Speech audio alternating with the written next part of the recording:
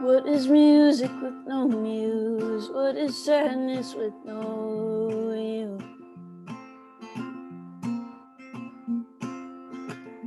What is reason without rhyme? I cannot rhyme for no reason. And I put my pen to paper with the image of your face upon my mind. Oh, will you move me to melody and make me sing your name in standard time?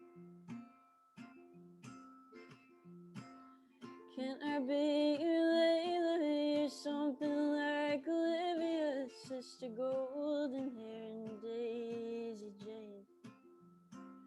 I'll be wild like Valerie and wake you up on Saturday mornings, just like the rain, the rain. I've thought about the circumstance and inspiration's impetus' pain. So I fill the space between these lines to reconcile the apathy I feign. Am I tangled up in blue or just remembering the day that we first met? I write songs about you, but no one's written one for me yet. I could be Leigh, or something like Olivia's Sister Golden Hair and Daisy Jane. I'll be wild like Valerie and wake you up on Saturday mornings, just like the rain, just like the rain, just like the rain, just like the rain. All right, so that song is called For Me Yet. It's one of my songs. I tried to fit as many song references in as I could.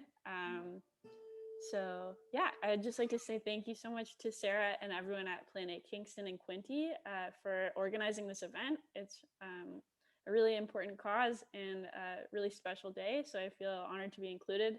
And thank you to Shop Dresser as well for this sweet shirt. I wore it at work today and got lots of compliments on it. So yeah, I'm just really happy to be here. Thanks for tuning in. This next song is one of mine. It's about independence and learning how to stand on your own 2 feet. And this is called Lois Lane.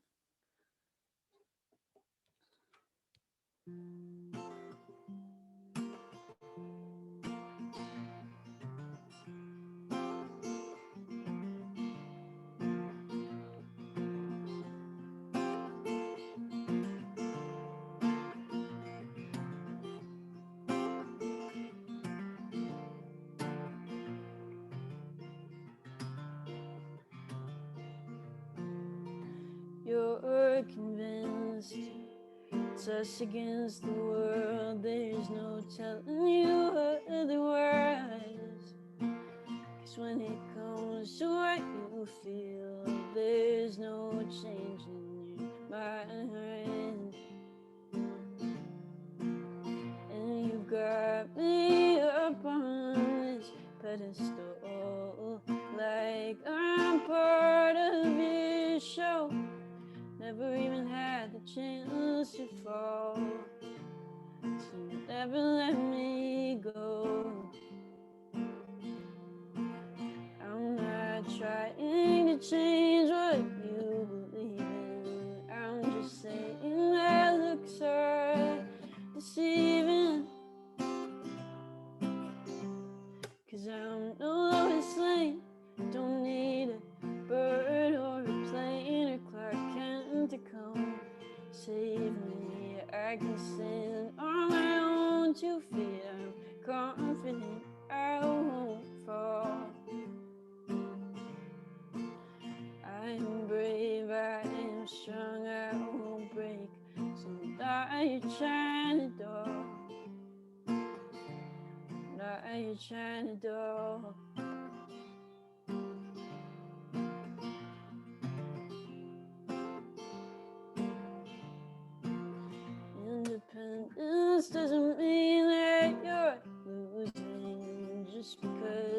I can stand on my own doesn't mean you can't stand beside me.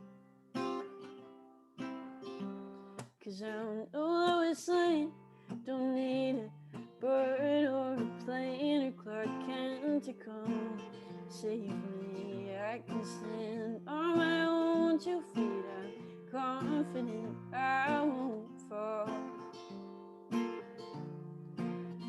I am brave, I am strong, I won't break. So I'm not your China doll. I'm not your China doll.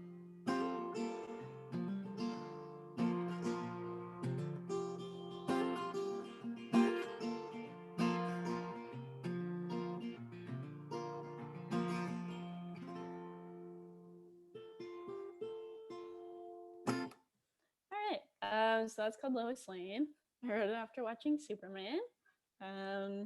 Yeah, what is the next song I have on here? Oh, I wrote down The Best Day because this is a Taylor Swift song, and it's one of my favorite songs of hers.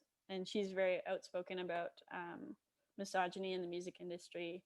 And also, this is a song about her mom. And for me, my mom was like the first person that was like a role model and a strong example of a strong woman.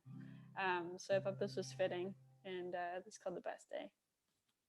This is for all the strong moms out there.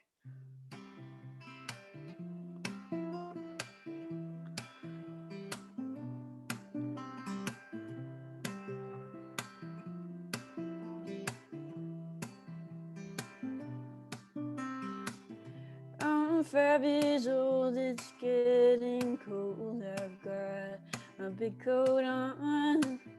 I hear you laugh and look up, smiling at you. I run and run past the pumpkin patch and the tractor rides. Look now, the sky is cold.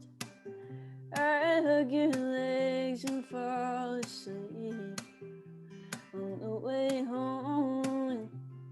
I don't know why all the trees changing the fall. I know you're not scared of anything at all. Don't know if Snow White's house is near or far away, but I know I had the best day with you today. I'm 13 now and don't know how my friends could be so mean. I come home crying and you hold me tight and grab the keys and we driving till we found a town far enough away. And we talking window shop till I've forgotten all their names. And I don't know who I'm gonna talk to now at school. But I know I'm laughing on the car ride home with you. Don't know how long it's gonna take to feel okay, but I know I had the best day with you today. I have an excellent father. His strength is making me stronger. God smiles on my little brother. Inside and out, he's better than I am. And I grew up in a pretty house and I had space to run and I had the best day with you.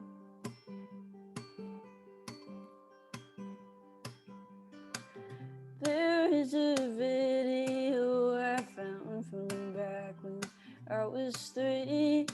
You set up a paint set in the kitchen and you're talking to me. It's the age of princesses and pirate ships and the 7 dwarfs. And Daddy's smart and you're the prettiest lady in the whole wide world.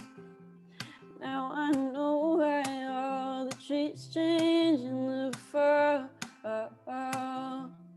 No, you were on my side, even when I was wrong. And I love you for giving me your eyes and staying back and watching me shine. Didn't know if you knew, so I'm taking this chance to say that I had the best day with you today. All right, that was my last song, and then I'm gonna come back later, but thank you so much for listening, and that's called The Best Day by Taylor Swift. Thank you, Julia. That was absolutely beautiful. Oh, thank you. You all just got to enjoy the wonderful music by Julia Finnegan. Julia is a Kingston, Ontario-based singer-songwriter that has been performing for audiences from Toronto all the way to Montreal for the past 10 years. Inspired by folk cornerstones like Nick Drake and Joni Mitchell, as well as contemporary artists like Sarah Harmer, Andy Shauf, and Phoebe Bridgers, Julia identifies as a lyricist and a storyteller first, so finding catharsis in words and their capacity to connect with others in an intimate way. Back in 2015, she released her first EP, Thoughts Collide, which was received airplay from coast to coast on CBC Radio. Since then, she has performed at numerous festivals and has shared the stage with artists who inspire her: Rose Cousins, Kim Churchill, the Miss Emily, and Justin Rutledge, to name just a few. And as part of the inaugural YGK Emerging Musician Competition, Beaulieu was selected as one of 6 winners to perform on one of Kingston's largest stages, the Isabel Bader Centre for the Performing Arts. And through her work as an assistant to concert promoter Virginia Clark, the founder of Flying V Productions, Julia was also afforded the opportunity to work closely with artists that she admires and learns from the best about the behind the scenes of concert promotion. After recording with Jonas Bonnetta, professionally known as Evening Hymns, at his studio, Port William Sound in Mountain Grove, Julia is currently focusing all her efforts toward the debut of her forthcoming full-length record.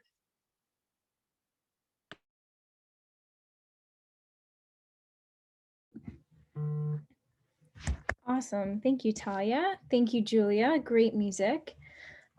So welcome and thank you everyone for joining us this evening. The support of the community has been tremendous and we have a really great fun-packed event ahead of us. With that being said, we don't want to waste any time. So just before getting started, we would like to give a shout out to our partners and sponsors. We have Nikki Beaulieu and Leigh Martins from Kingston Interval House. Julia Finnegan, musician, who you just heard. Katie Ross from Inspire Local. Jessie Whale from ClosettCandyy, Christina Avery from Knifey and Spooney, Sarah Marie Doherty from Shop Dresser, Audrey Brown from Coco Bistro, Peggy Seville from CPA Professional Corp, Brian Jansen from Recreation Designs, Laura Bradley from King's Locks Craft Distillery, Shelby Barton from Stronger with Shelby, Dr. Anna-Maire Wysynski from Bespoke Functional Medicine, Selena Armstrong from Just Unwind Body, Mind, and Soul, Tara Meldrum, co-creator from RYT Salty Yoga, Sarah Cadorette, owner of Plan A Kingston and Quinte, and lastly, Plan A Kingston and Quinte.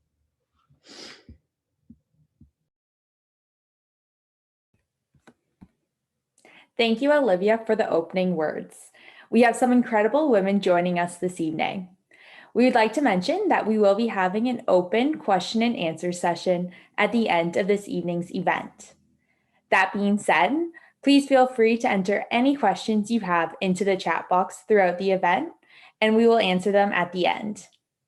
Now, we would like to introduce from Kingston Interval House, Nikki Beaulieu, the Fund Development Manager, and Leigh Martin, the Training, Education, and Volunteer Coordinator. Hi there. There we go. Thank you so much for having us tonight. My name's Leigh.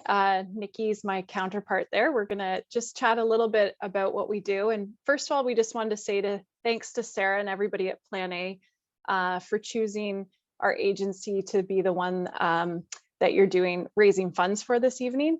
It's really important, and Nikki will talk about that a bit more. But a little bit about Kingston Interval House. So if you don't know, we've actually been established in this community since 1975 as one of the first women's shelters that opened at that time. About that time, I think there was only about 8 across Canada. So we very much started grassroots with, we saw a need for having a safe place for women and children who were fleeing domestic abuse. And since then, our services have obviously grown as the need has increased. So we now run a 24-hour crisis line. We run a 25-bed emergency shelter for women, children, and youth. We have an 18-unit rent geared to income subsidized housing, second stage housing, that we run. And that's a supportive unit. So we have counseling on site, we have staff on site, so women can get that transition from an emergency shelter back into the community, and they can stay there up to a year. We also have our community counseling programs. So we have programs specific for children and youth. We have programs for women. We have French language services, and we have an Indigenous program. As well, I do the training and education. So currently with the pandemic, it's a lot of Zoom sessions like this. We do a lot of our social media is where we're doing a lot of our educational stuff. And then we also have a volunteer program, which has been a bit of a whirlwind this year. So our volunteers help a lot in the background where they're not necessarily working directly with our clients due to COVID, but they are very much a part of our services and helping to sort of bridge the gap of what staff do and to help our clients. So speaking of COVID, just to let people know that our services have not stopped the entire time that this pandemic has happened. It's extremely important. We know that the abuse did not stop. If anything, things probably escalated for a lot of people. So we wanted to make sure that our services were always there. We just shifted the way that we did things so that it was safe. So our shelter, we had to sort of shift the way, the number of people that could stay there and the number of people that were in each room to make sure that it was one woman or family per room. We changed the way that we did our counseling appointments. So it became a lot of virtual sessions or over the phone or texting. And we just, as did everybody, we just sort of shifted the way we did things. I'm gonna let Nikki sort of take over here for a little bit. Hello. Thank you so much for having us here, and to Plan A and Sarah for putting this together. I know we already said thank you, but can never say thank you enough. This is awesome. Yeah, just to go kind of piggyback off what Leigh said, things haven't changed. Kingston Interval House is 24/7, 365. It never stops, unfortunately, much like violence against women, domestic abuse. So we're here, and Leigh always undersells all the work she does. Leigh looks after the volunteer program, the training education, and our social media. So I always thank Leigh when I can for holding her all together. So thank you, Leigh. In terms of Kingston Interval House and needs and anybody interested in helping, there's so many ways. First and foremost, we always ask people just to share our messaging on social media. If you see a post and one woman finds or is able to find our crisis line or support services through Facebook, Instagram, Twitter, or what have you, it's a success. Usually say, I love the saying that you never want the last door a woman knocks on for help to be closed. So the more we can get the word out about our services and how we can support women, children, and youth fleeing violence, that would be awesome. Of course, you can always donate to Kingston Interval House at kingstonintervalhouse.com. We do accept brand new items. Leigh can talk a bit more about this. Due to COVID, we can't accept used currently. We're hoping to get there eventually with the volunteer program as soon as public health guidelines allow us. But various items like toiletries, we always accept new toiletries, as well as we like to provide women with, you know, baskets either coming into, say, Robin's Hope, or when they move out. That's kind of some of the things we provide women with. You know, grocery gift cards. Food insecurity is a huge issue right now in Kingston, not just for women, just frankly for everyone.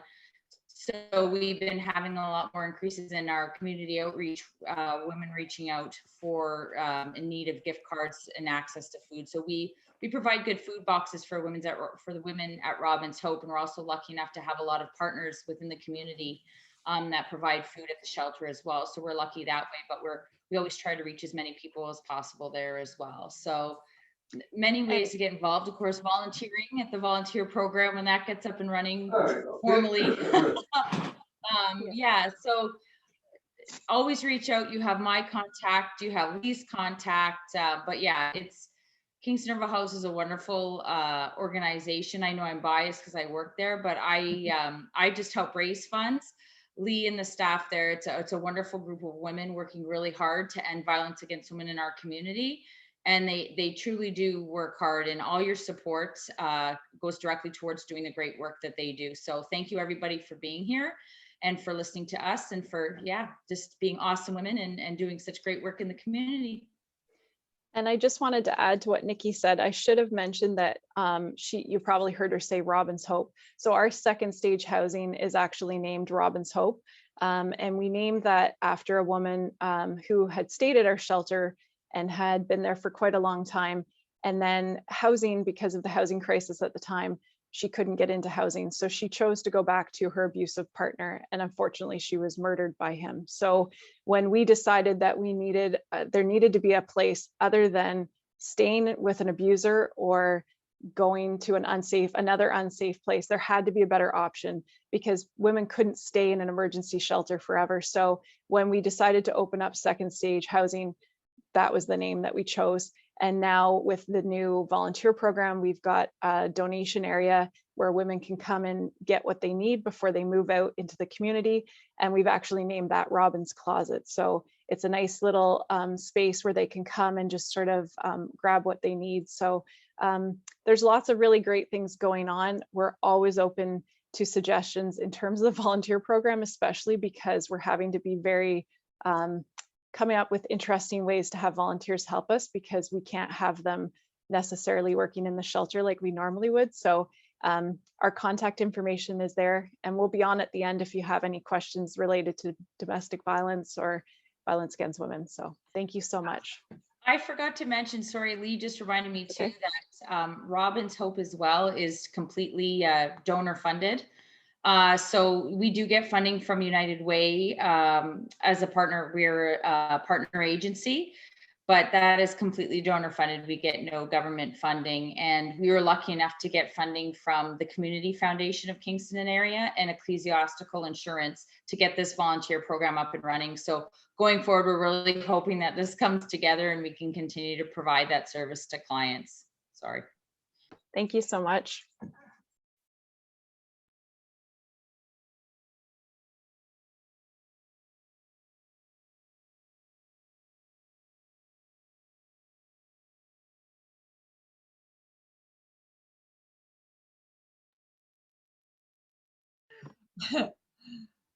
Welcome to our one-on-one fireside chat featuring Peggy Seville, CPA and entrepreneur.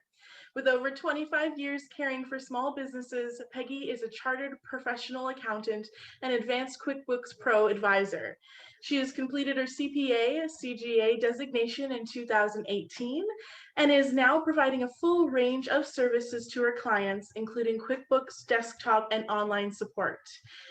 She enjoys conducting workshops to teach accounting skills to small business owners, and she's also an avid member of the Toastmasters Club and completed her designated and distinguished Toastmasters Award in 2020.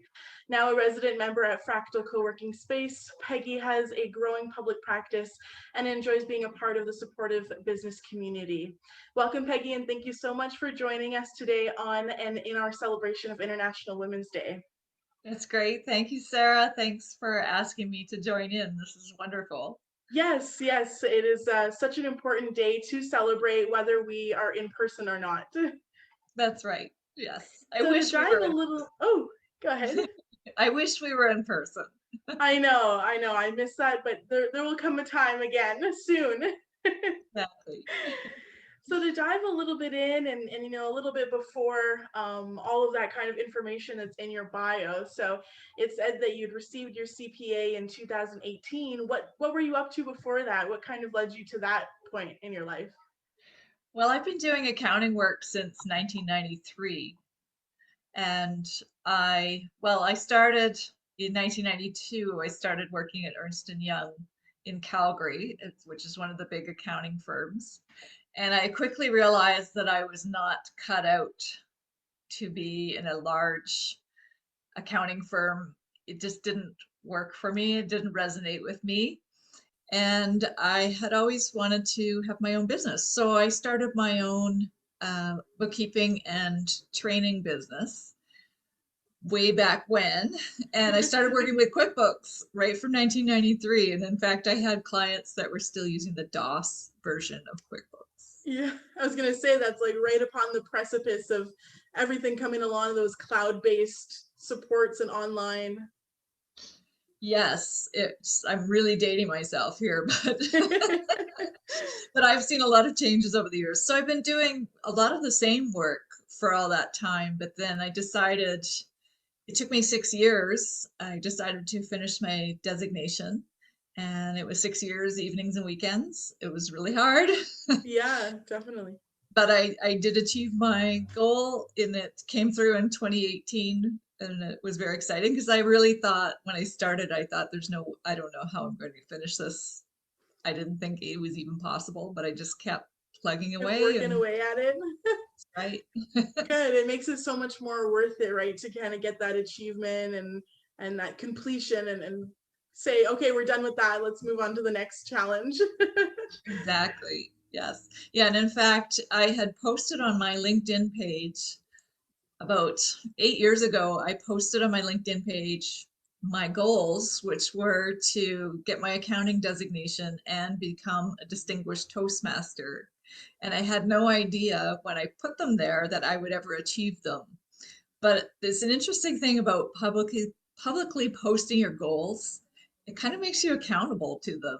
And Yeah. I just kept doing it.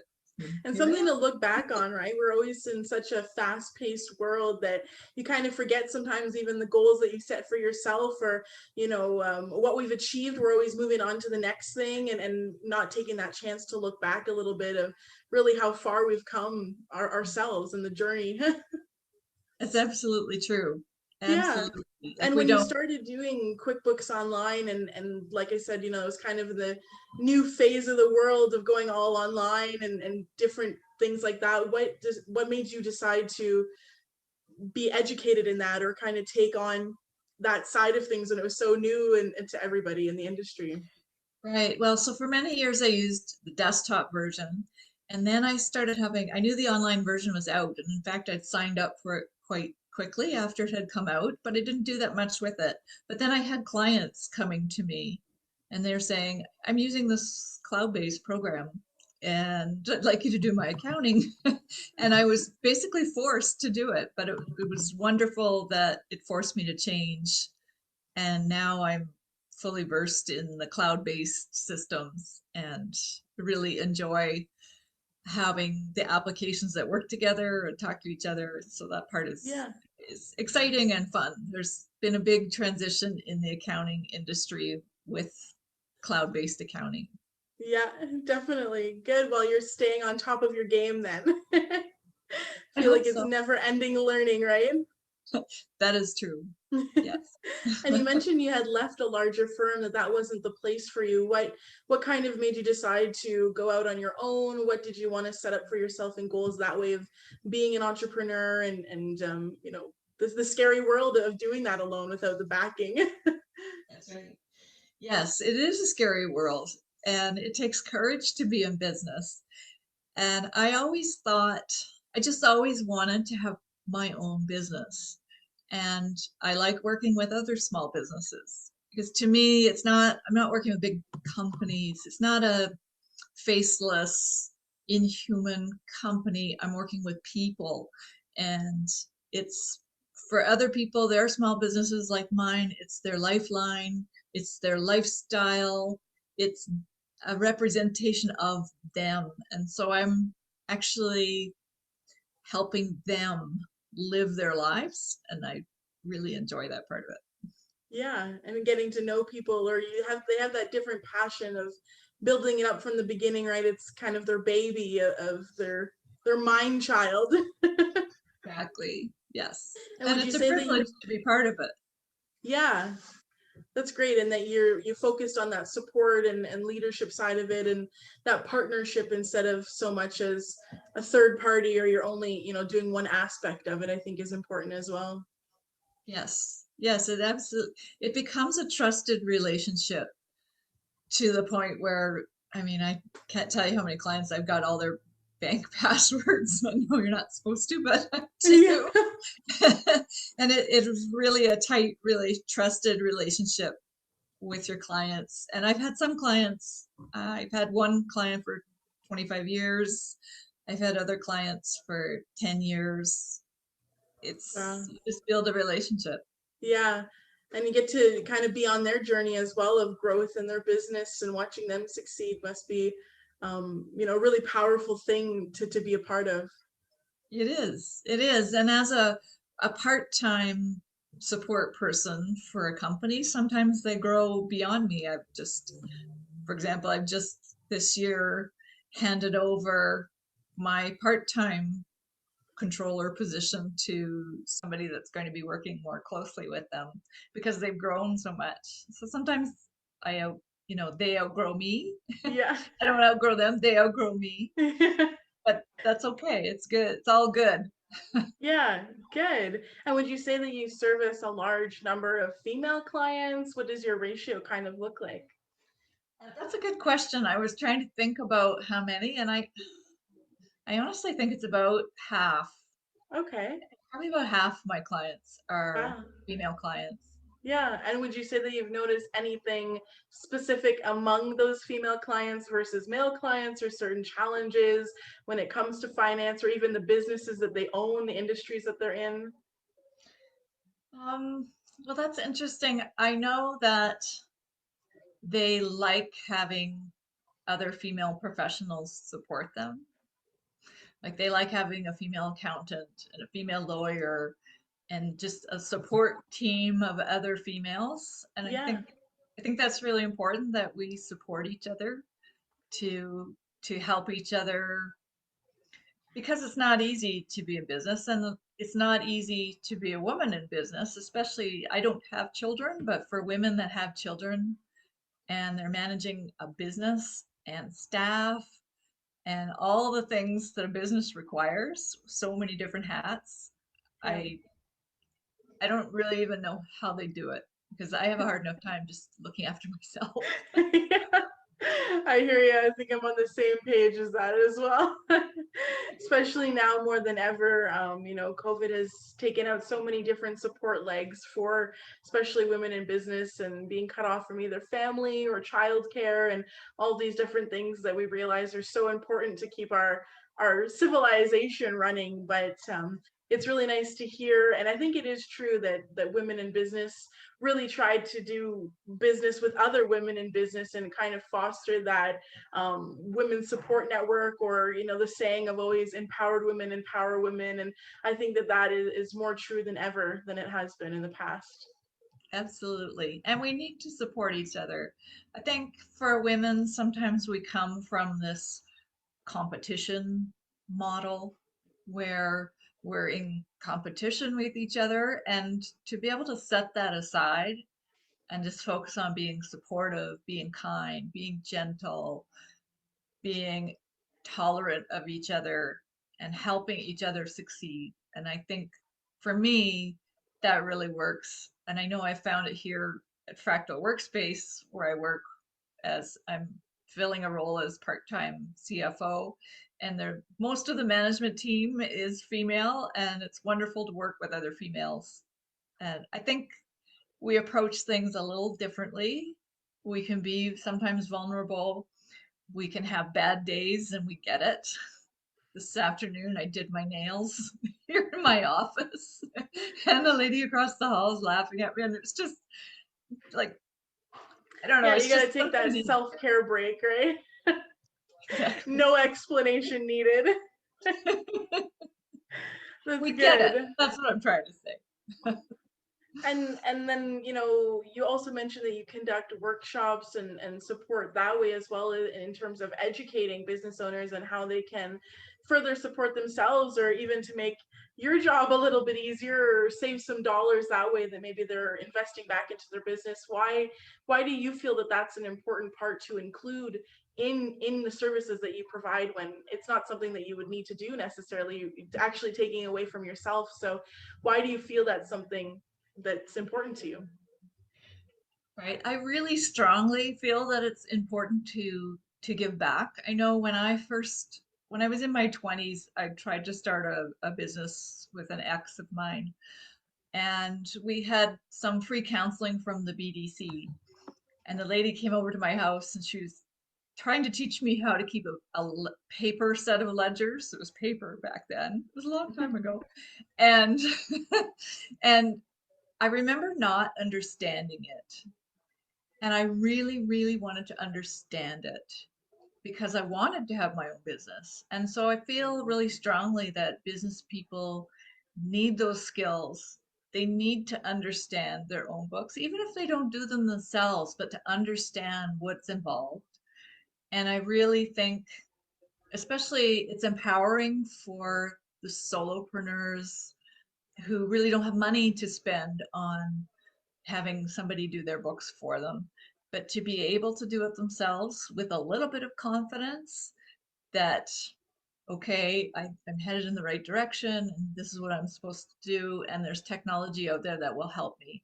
And so I just feel strongly about giving people those skills, and also giving them skills to set aside money for taxes, and to know about some of the things that are coming up. You know, if you do this, you have to pay this, or you have to file this on time. And for me, it's just something I feel very strongly about. That's great. It's just, you know, it's one of those things too that unfortunately there hasn't been much education to the general public or general person about even personal taxes, let alone business. So just like you said, if you're able to understand at least the terminology and the importance of different things, and how to protect yourself, or how to plan for the future, that maybe you don't know things are coming at a certain point in the year, or, you know, 5-year plan and all that stuff, is something really powerful to have in your kind of reservoir of information yourself.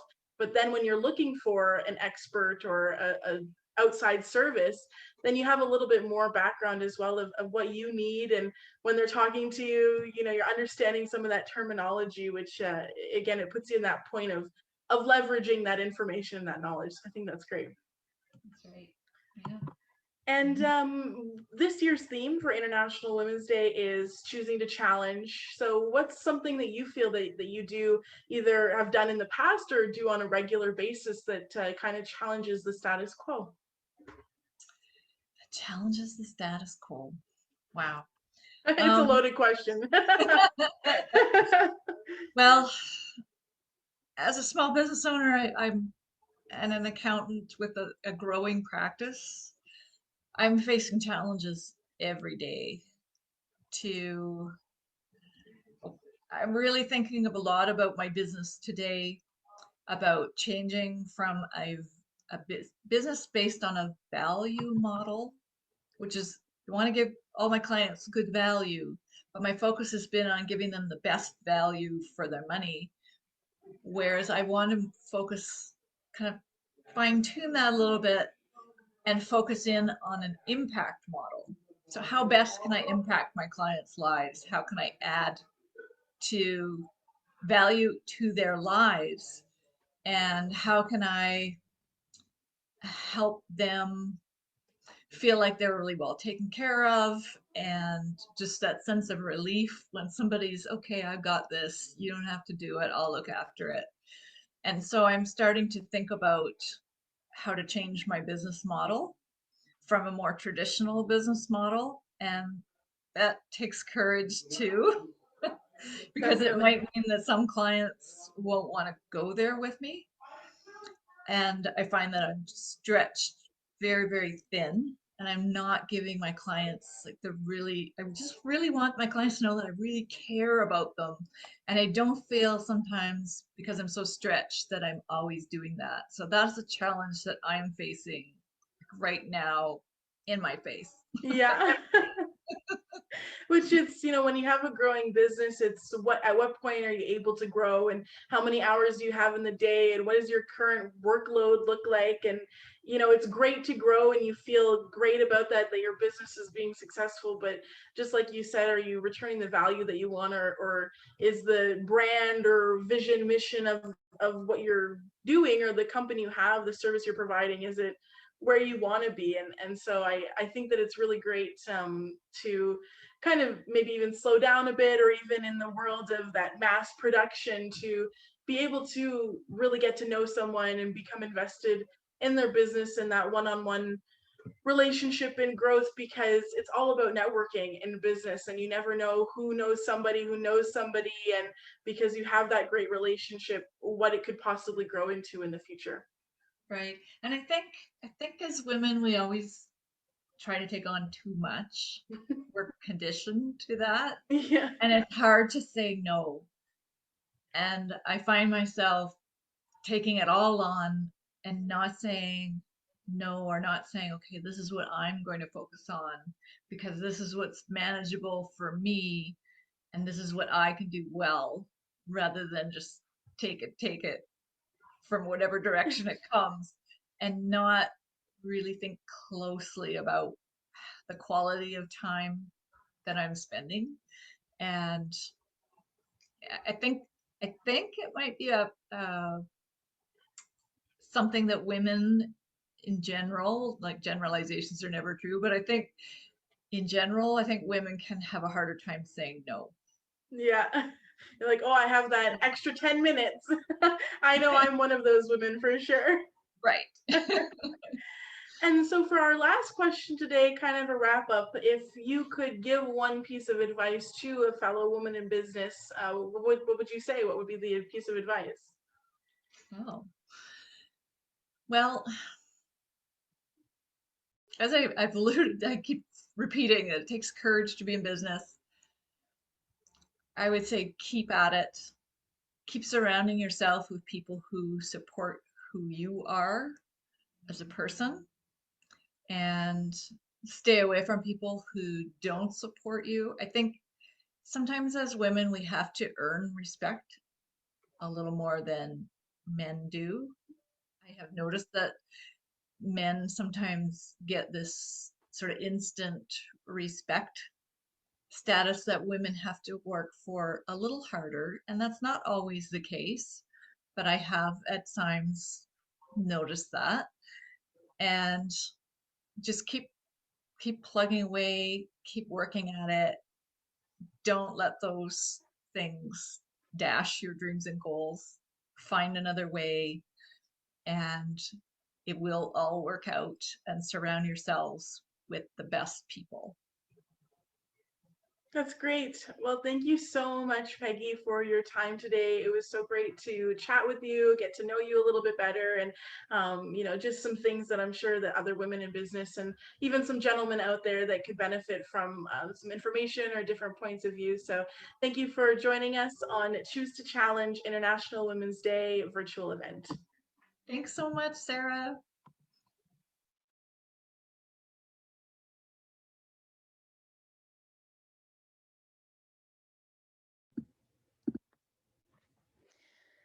Hi, everybody. So joining us next for our interactive cooking demo, we are pleased to welcome Christina Avery, co-owner of Knifey and Spooney. Christina's food passion started when she transitioned to a plant-based lifestyle in 2007. From that moment, she set out to show the world that not only does vegan food not suck, but it can be comparable in taste, texture, and decadence to any non-plant-based cuisine. Her journey has taken her to Texas, Los Angeles, New York, and coast to coast in Canada in search of the best vegan eats. After settling in Kingston, Ontario, she shifted her full focus to learning and growing within the world of professional cookery. A mother of two, a passionate advocate for the transgender community as both the wife to and the mother of a transgendered person, a person who shows up for causes that matter. Her business is an extension of a deep calling to make the world a better place and a more compassionate place.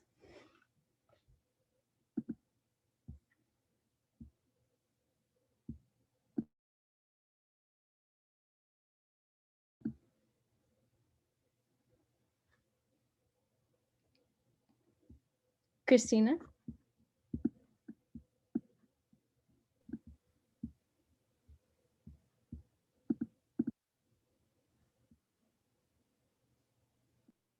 Oh, hi.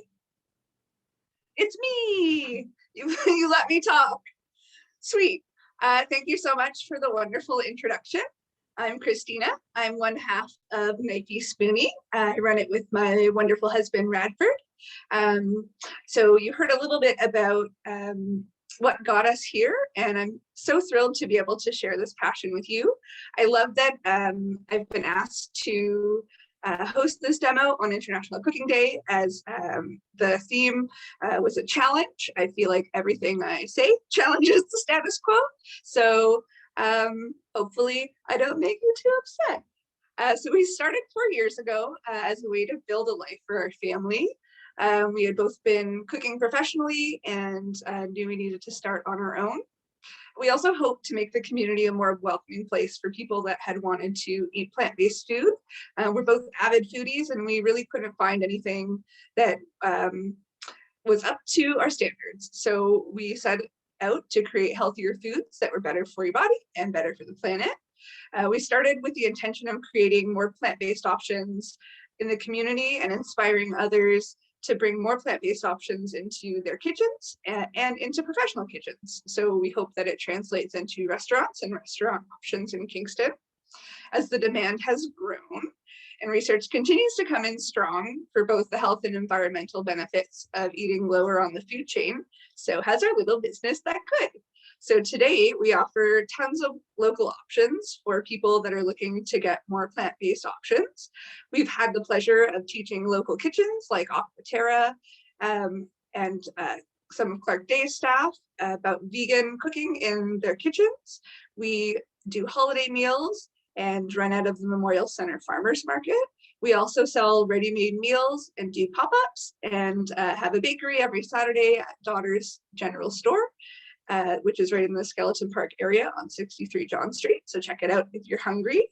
You can also follow us on Instagram and Facebook, where we've been called prolific for finding out what we're doing. We love to do lots of pop-ups in the community. As COVID changes things, we've been doing more to your door type deliveries, but hopefully in the coming months, we'll be able to offer more face-to-face opportunities to interact and sling out some hot food, great sandwiches, that type of thing. So today I'm going to be sharing with you one of my favorite go-to recipes, which is cashew coconut whipped cream. So I get all the time that I'd love to eat more vegan food, but I could never give up XYZ. So I'm here to help. First, you need to know that it doesn't have to be all or nothing. Feel free to jump in wherever you're comfortable and work from there. For me, before I started eating plant-based, I would just choose the plant-based option at my college cafeteria. I happen to like falafels a lot, so that's what I'd eat for lunch. So knowing that it doesn't suck is a great place to start. Second, when you find replacements for the things that you think that you'll miss, it makes it so much more painless. So that's why it brings me to the whipped cream. So today we're covering whipped cream. I find dairy products are especially poignant for an International Women's Day, because the dairy industry is built off of exploiting female reproductive byproducts. So each spoonful sticks it to the man. So I believe that there is an ingredient list that is available for you to check out. If you have a pen, you can write down as I go. If not, feel free to reach out to me on Instagram or Facebook for the recipe. I went to the effort of printing it out, making it look pretty with graphics. So if you would like to make it yourself, please let me know, and I'll just make sure to send that on to you.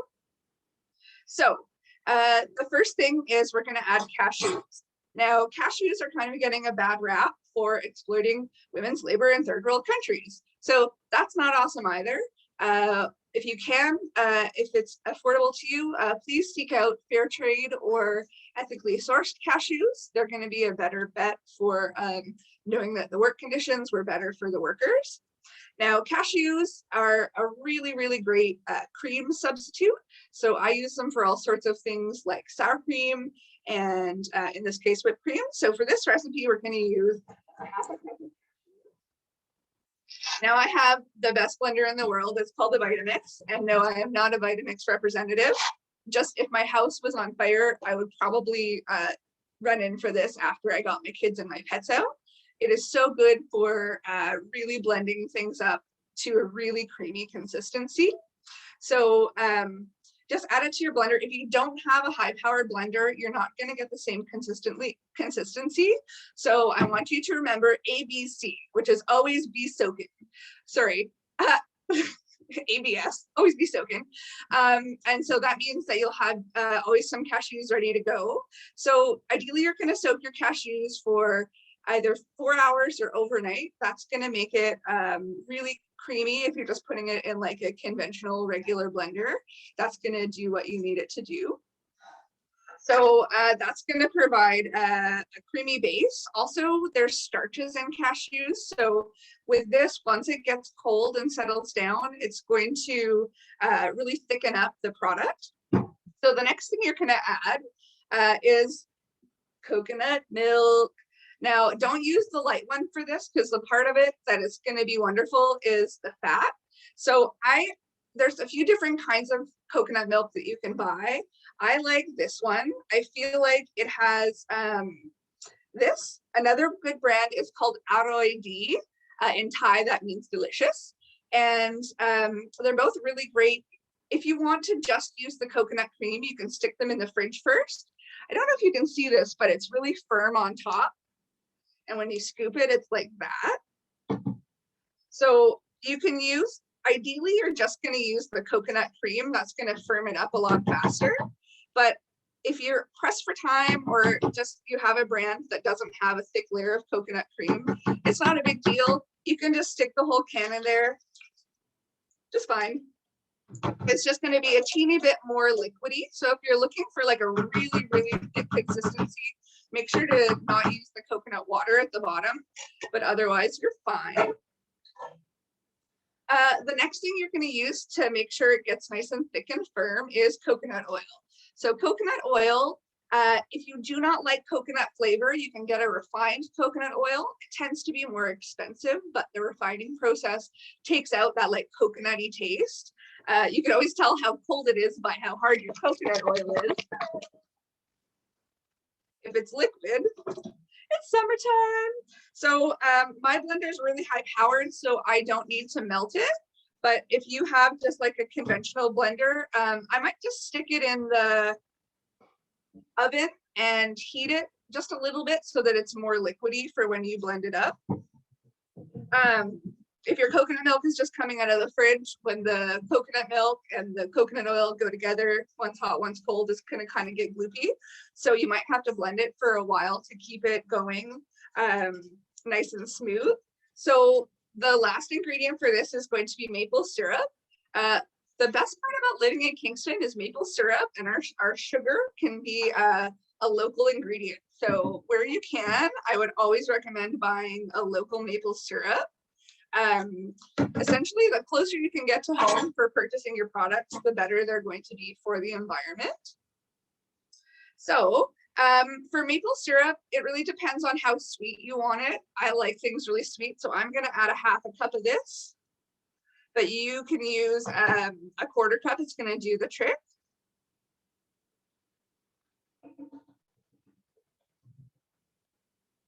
So there's maple syrup that you can get from the Memorial Center Farmers Market. That's very delicious. I believe it's Hannah's. So everything's in there.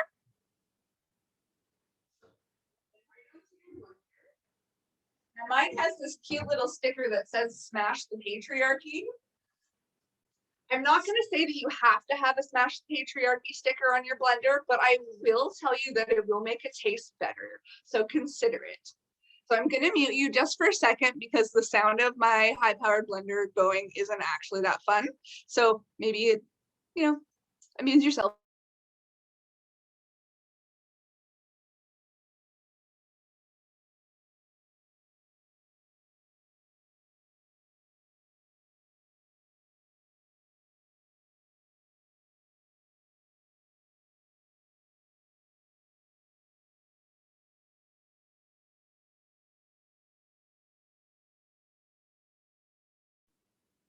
Okay, so that was like a TV style demonstration because in real life you're probably gonna have to blend it for a lot longer, but it'll be good enough for now.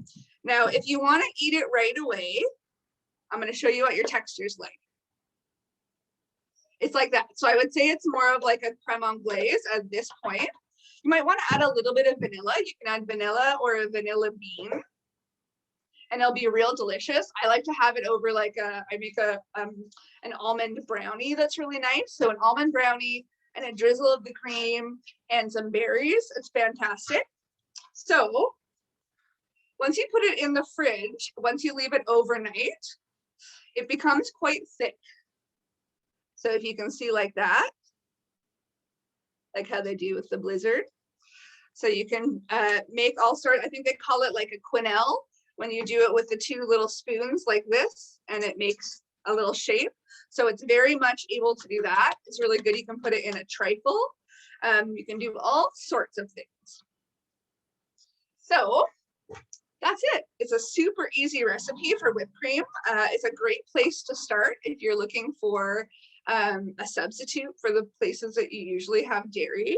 I recommend you try it on top of a banana cream pie. That's one of my favorite ways to have it. You can eat it by the spoon because it's all whole food ingredients and it doesn't technically have sugar. You're doing great.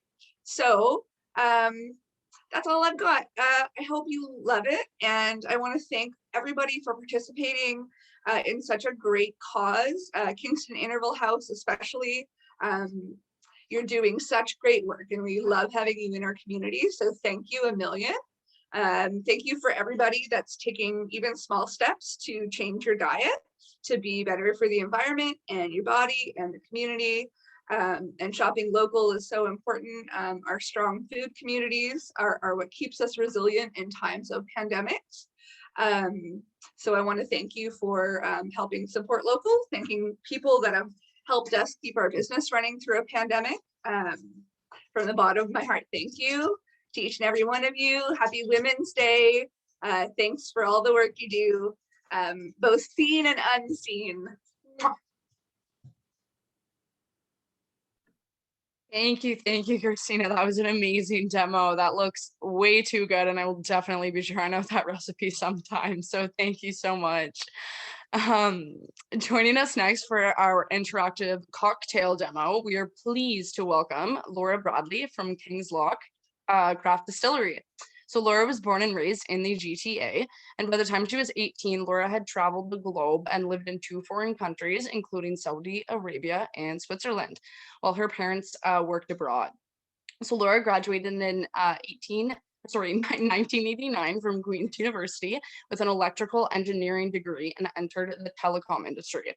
She has worked in the telecom industry for over 30 years now. Laura settled and married in Eastern Ontario in 1995, and she has 2 grown sons and a dog, Cleopatra. She and her partner, Rob, own several properties, including an organic farm where they crop and keep bees. Laura has her own consulting firm, works as the general manager of YorkNet in the GTA, and runs the King's Lock Craft Distillery with her family. Laura enjoys healthy eating, walking her dog, skiing, and reading. Laura, take it off whenever you're ready. Thank you so very, very much. Thank you for having me tonight. I really appreciate the invite from Sarah and Plan A. It's always great to help any cause in terms of what we do. For sure, we do get a lot of requests, so we're always looking for not just good causes, but causes that are related to community. One of the founding principles my husband and I had when we started this particular business was that we wanted to be part of our community and have not just grounding within the community, but actually interact with the community directly. So we often get asked, the distillery is in a small place called Johnstown, which is outside of Prescott. For those of you that know it, we're basically just off the 401 as you head north to Ottawa on the 416. And we often get asked why here, and we say, number one, we live here. But number two, because we're very much part of our community and we wanted our business to be part of our community. So it's really, really important to us that we think about that. And we've done a number of things here at the distillery when we founded it. So we're a sustainable business. So we're very focused on green. So we have done everything within our opportunity in terms of running a distillery, which has some, energy consumption components to it. But we've done everything we have to try and focus more on green energy, minimizing our carbon footprint, looking at ways to save both on energy and waste. One of the things we do here with the distillery is we actually source all our grains for our grain-based products. So we make vodka and gin from local corn. And so all of that is sourced within 50 kilometers or so of the distillery. And we also use rye to make our whiskey, which is also sourced locally. And then we actually take the grains when we're done with them. So in the process of brewing or distilling, you actually end up with excess grain. And we actually take that back to the farms and either use it as cattle feed or in fertilizer. One of the things about King's Lock is we're actually certified organic. We're Ontario's first certified organic distillery, fully certified organic, and we're also certified kosher. So it's really, really important to us that those components were also built into our business in terms of what we want to represent to not just the community, but to the actual consumer. So tonight I have a couple of things I was going to share with you. So we are actually sort of coming out of winter and heading into spring. So when Sarah was asking me if we could do some quick cocktail demos, there was a couple of things we put together. So we've put together a very classic Caesar for those of you that can see that. And one of the key components that I always think is really, really good for a Caesar is to make sure you have rimmer. So if you don't have rimmer, I suggest you go find some. You always want to use a flat bottom container when you're doing your glass. The best way to get your glass ready for rimmer is to use either fresh lime, fresh lemon, wrap it around the top there, and then dip it in. And so that's actually, for me, that's the key to a Caesar, as well as we actually use our garlic vodka. So not only is that certified organic, folks, but we actually infuse that with garlic, and that is one wow zingy, and we like to say somewhat healthy way to have a nice Caesar cocktail. The other thing I'm going to show everyone tonight is from our distiller, Jeff. He recommended that we make a French daiquiri, so we're going to do that. And we do put all our recipes on our website. So if you go to our website, you can do that. But I also like to talk when I do cocktail demonstrations a little bit about some of the components. You don't have to go get all these things, but it always helps to have some of the tools and the pieces ready with you. So, because we're not just focused on community and on green, my husband and I are also very focused on recycling. So, as you can see, I didn't get my shirt from Sarah in time because I'm not in Kingston, but we actually get used clothing and then we actually put our trademark on it. But we also do things like buy martini glasses, and we get those usually at Goodwill or the Salvation Army. So what you're going to do to start with a nice French daiquiri is you're going to start with some raspberry liqueur, half-ounce raspberry liqueur, and you're going to just drop that into your glass. And that gives you a nice, beautiful red bottom, and that's the way you want to make that go. And then you're going to take 2 ounces of rum. We have our rum here. I always like to use, if you can see it, folks, so there's a pour on there. Pour is actually, I never used to do this before I owned a distillery and had to do demonstrations and actually serve thousands of samples at shows. But that's the best way to actually be able to pour is to count. So we're going to count out 2 ounces, and that would go in just like that as well. Then what we're going to do is we're going to take a shaker. So this is another thing you can buy used, lots of availability. You can always also buy new. We're gonna shake that up. In the shaker, the ice is already in there. We're gonna put in a 1/2 ounce of lime juice. And then we're also gonna put in some nice pineapple juice. And that, oh, no, 20, haha, no, you count to 5. 2 ounces of rum is a count to 5. 1.5 ounces is a count to 4. This is a jigger. So anybody who's never used one of these are a great little tool, both ends, different sizes, as you can see. One size for me is 2 ounces, the other size is 1/2 ounce. This is 1.5 ounces of pineapple juice. So we're gonna fill it up there. We're gonna pour that in. So we've got both our lime juice, our pineapple juice inside of our shaker. We're gonna put that on top. And then we are actually gonna do the shake, just like a real bartender. And this is the key actually to making really, really fancy cocktails, is actually the shaking. And then you gotta get the top off. So you gotta give it a little piece. And the reason for the shaking, folks, is because that's how you get frothy. So then what you're gonna do is you're gonna take the glass, and I'm not sure if you'll be able to see this, but what you're gonna have to do is you're gonna take this, and then you wanna pour on the back of a spoon. So you're gonna pour on the back of a spoon. And the reason you do that is because then you break the liquid separate from the froth. And then when you do that with your strainer in your kit, then you end up with a beautiful daiquiri, nice little piece of froth on top. If you like more froth, the secret is to add a little bit of sugar. So that's what our distiller tells us, is anytime we want to get something just a little more mixed up, we add a little bit of sugar and then we top that off. So we also sent out donation in your packet. Last year during the pandemic, we actually converted and we made hand sanitizer. We donated to a number of charities, both in Kingston and Ottawa. We made over, realistically, over 10,000 liters of hand sanitizer. We donated about a third of that. So you have a spray hand sanitizer in your kits that were collected up for you. If you bring the bottle to the distillery anytime this year, you will get a free cocktail. So if you want to come in, visit us, get a tour, understand how spirits are made, understand why you want to do local, or not just organic, but local distilleries, make sure your distillery makes their vodka, not buys their vodka, because it actually impacts you in terms of how you consume it. You want to make sure that the heads are all removed. But if you take the sanitizer in, the bottle doesn't have to be full, doesn't have to be empty. Just show us you bought a King's Lock hand sanitizer and we'll give you a free cocktail. So that's everything, and hope you have a great evening. Thank you so much, Laura. We will now be having a 10-minute intermission break. We'd like to welcome back Julia Finnegan for your musical entertainment. If you missed the introduction of Julia at the beginning of the event, we will now include her information in the chat. I don't know about you, but for some reason, I'm in the mood for a cocktail. Join us back in 10 minutes for the Hot Topics panel. Julia, take it away. Thanks so much. Laura, that cocktail looked amazing. It looks so good.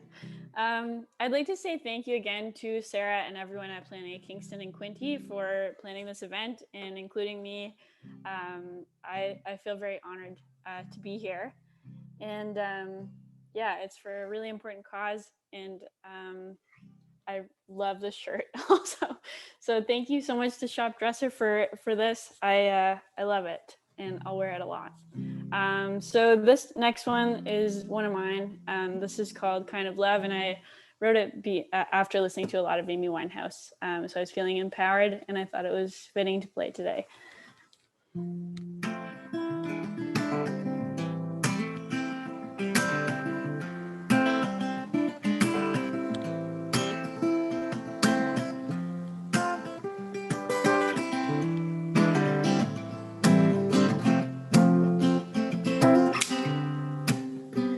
If you think that just like that you'll have me gone, that by now I should have learned to move on.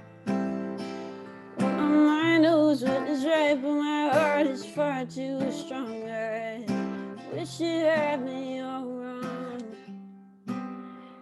If you think that all is fair in love and war, when you find somebody new, I'll go back to who I was before.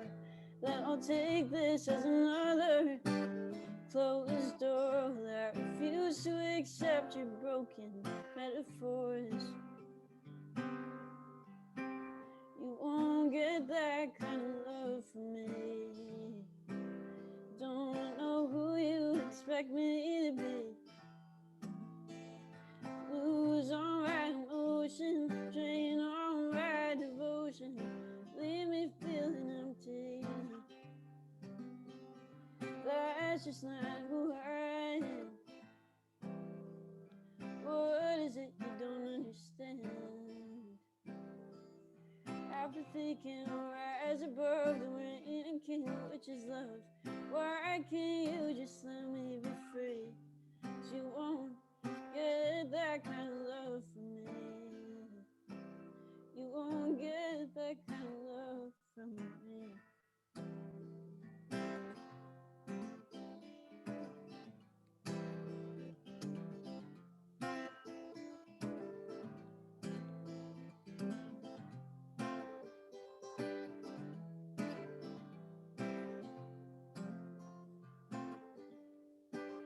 If you think that you are some kind of guru, you went off and find yourself and found a new you. Well, I guess you're feeling light and being someone else's fool. I wish sometimes I never knew you, 'cause you won't get that kind of love from me. Don't know who you expect me to be. Lose on right emotion, drain on right devotion, leave me feeling empty. That's just not who I am. What is it you don't understand? Apathy can rise above the rain and king, which is love. Why can't you just let me be free? 'Cause you won't get that kind of love from me. You won't get that kind of love from me. You won't get that kind of love from me. All right, so that one's called Kind of Love. It's one of mine. This next one is a Fleetwood Mac song. I thought it was a fitting song to play today since Stevie Nicks is such a powerful female front woman to an awesome band. So this is called Dreams, and hopefully you can sing along at home. Yeah, thanks so much for having me, and hope you're having a nice night.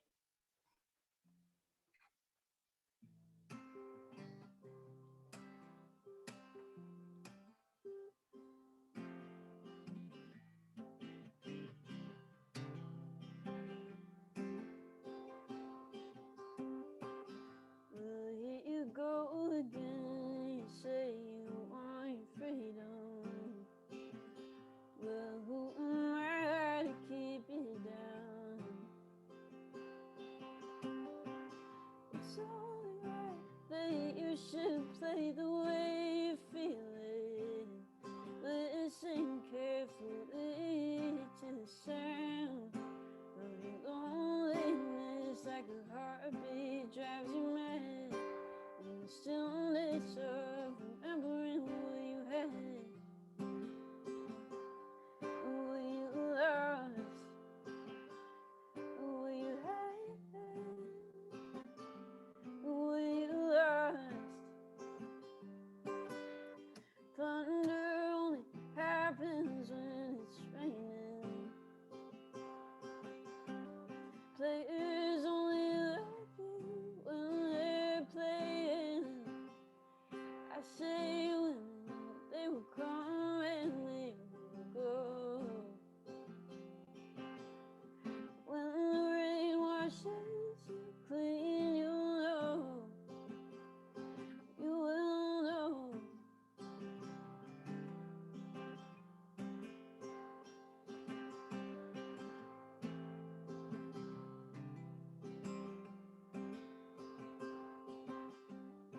Now here I go again, I see my crystal visions. I keep my visions to myself. only the one who wants to wrap around your dreams and have you in it, dreams you'd like to sell. And the loneliness like a heartbeat drives you mad, and the stillness of remembering who you had, who you lost, who you had, who you lost. Thunder only happens when it's raining. Players only lightning when they're playing. I say women, they will come and they will go. When the rain washes you clean, you'll know. You will know.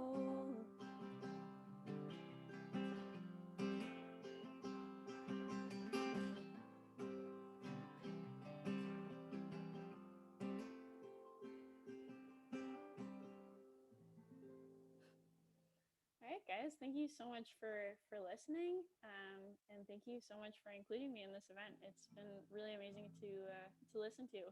I couldn't think of a better thing to do on International Women's Day, so I hope you're all having a really nice night.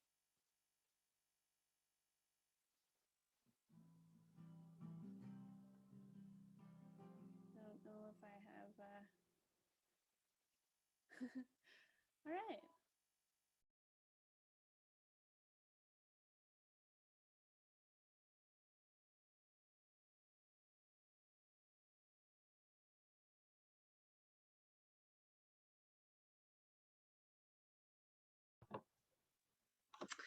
Well, welcome back, everyone. I hope that you've had a chance to grab a snack, a drink, and enjoy that wonderful, beautiful performance from Julia Finnegan. And that we're all ready to move forward with some more fun-filled activities and some more amazing guests and women.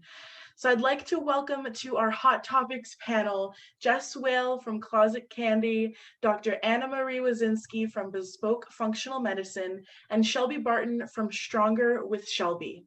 To our Hot Topics panel of Hot Topics for International Women's Day, Choose to Challenge. As a reminder, we will have a Q&A session at the end of our event.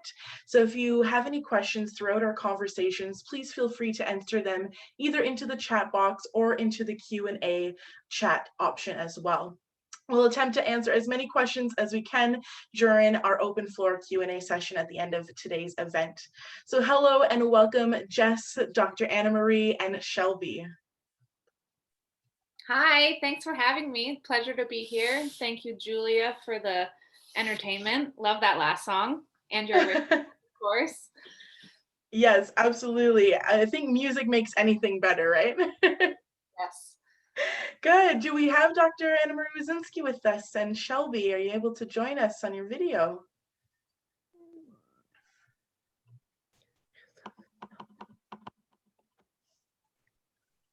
Hello. Hi, Sarah. How are you? I'm fabulous. This is such a wonderful event. Thank you for having me. It's great to work together again. Yes, it is. Even if it's virtual, I will take it any way I can get it. Likewise.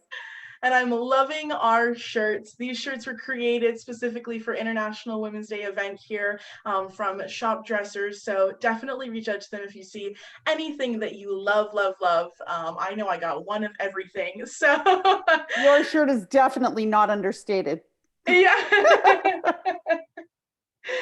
And Shelby, are you out there? Let's see if I can find you. She's having trouble with her video. Okay, hopefully this works. Okay, there we go.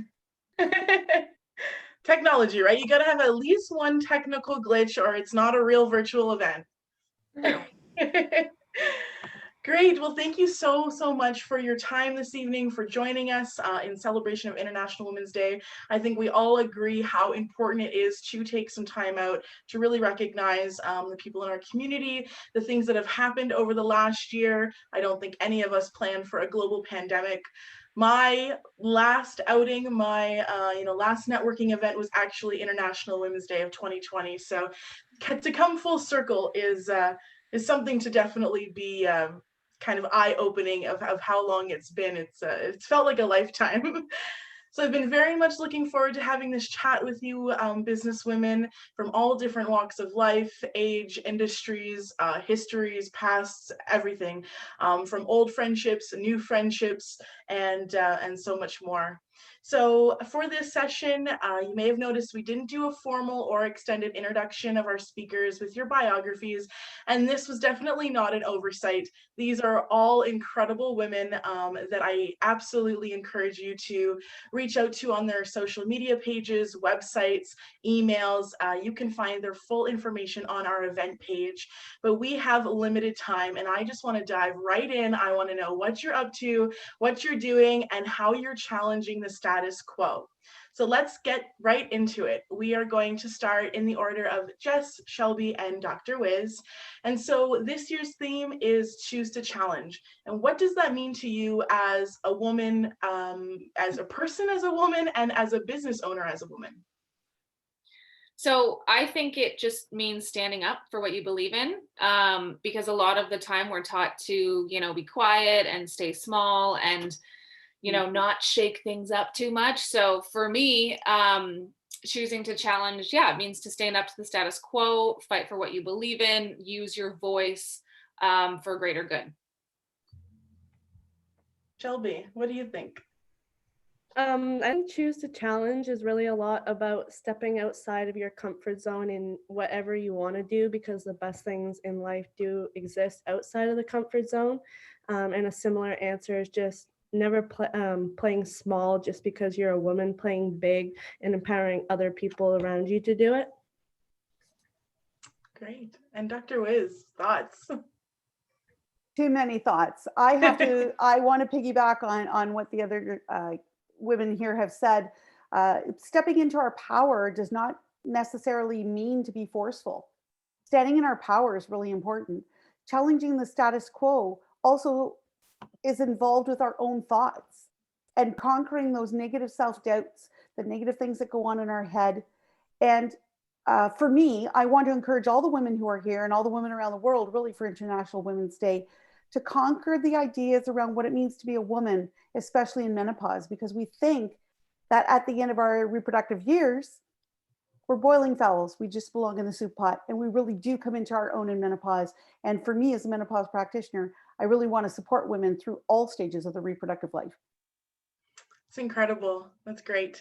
We're going to go a little bit reverse order now. We'll go Shelby, Dr. Wiz, and then Jess. So what is something that is a memory of one of your lowest lows in your career journey up to this point that really sparked or reignited you to maybe change perspective, keep you motivated, and maybe create that reason why you're here now?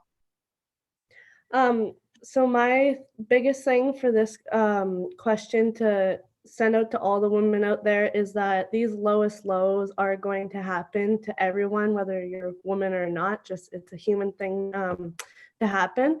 But I think like nothing great in life comes easy. Following your passion is definitely something that's majorly going to get you through those lowest lows, like the days when you wake up and it's just a bit harder when you really love what you're doing. That's what gets you through it. But then also just always remembering that if something doesn't go exactly how you planned, failure is not the opposite of success at all, and it's a part of it. And just getting past those low days, the things that didn't go right, the next thing in line for you is going to be great. So just keep pushing through them. And do you think there's some type of word that you use in replacement of failure? Is there something that when people would say failure that you say as a more positive kind of framing of the word? Yeah, I actually thought about this today because in my own workout, something didn't go as I planned. And I always like to say instead of sometimes you win, sometimes you lose, it's sometimes you win and sometimes you learn. That's great. I think that's really great. And Dr. Wiz, what's your thoughts on that? What's the lowest low that that got you to be this woman that stands in the power of, menopause and all the taboo talk that comes with that shouldn't be? Absolutely. I really want to commend Shelby. She is in a different generation than I am, and having the insight about failure and having the insight about getting up and going and standing in your power and keeping to your pathway is really important. There have been many, many lows, and yet sometimes my approach is always just to force through. And what I've learned is sometimes you have to pause. I used to collect poems, and I still rely on those, or prose, as a young woman.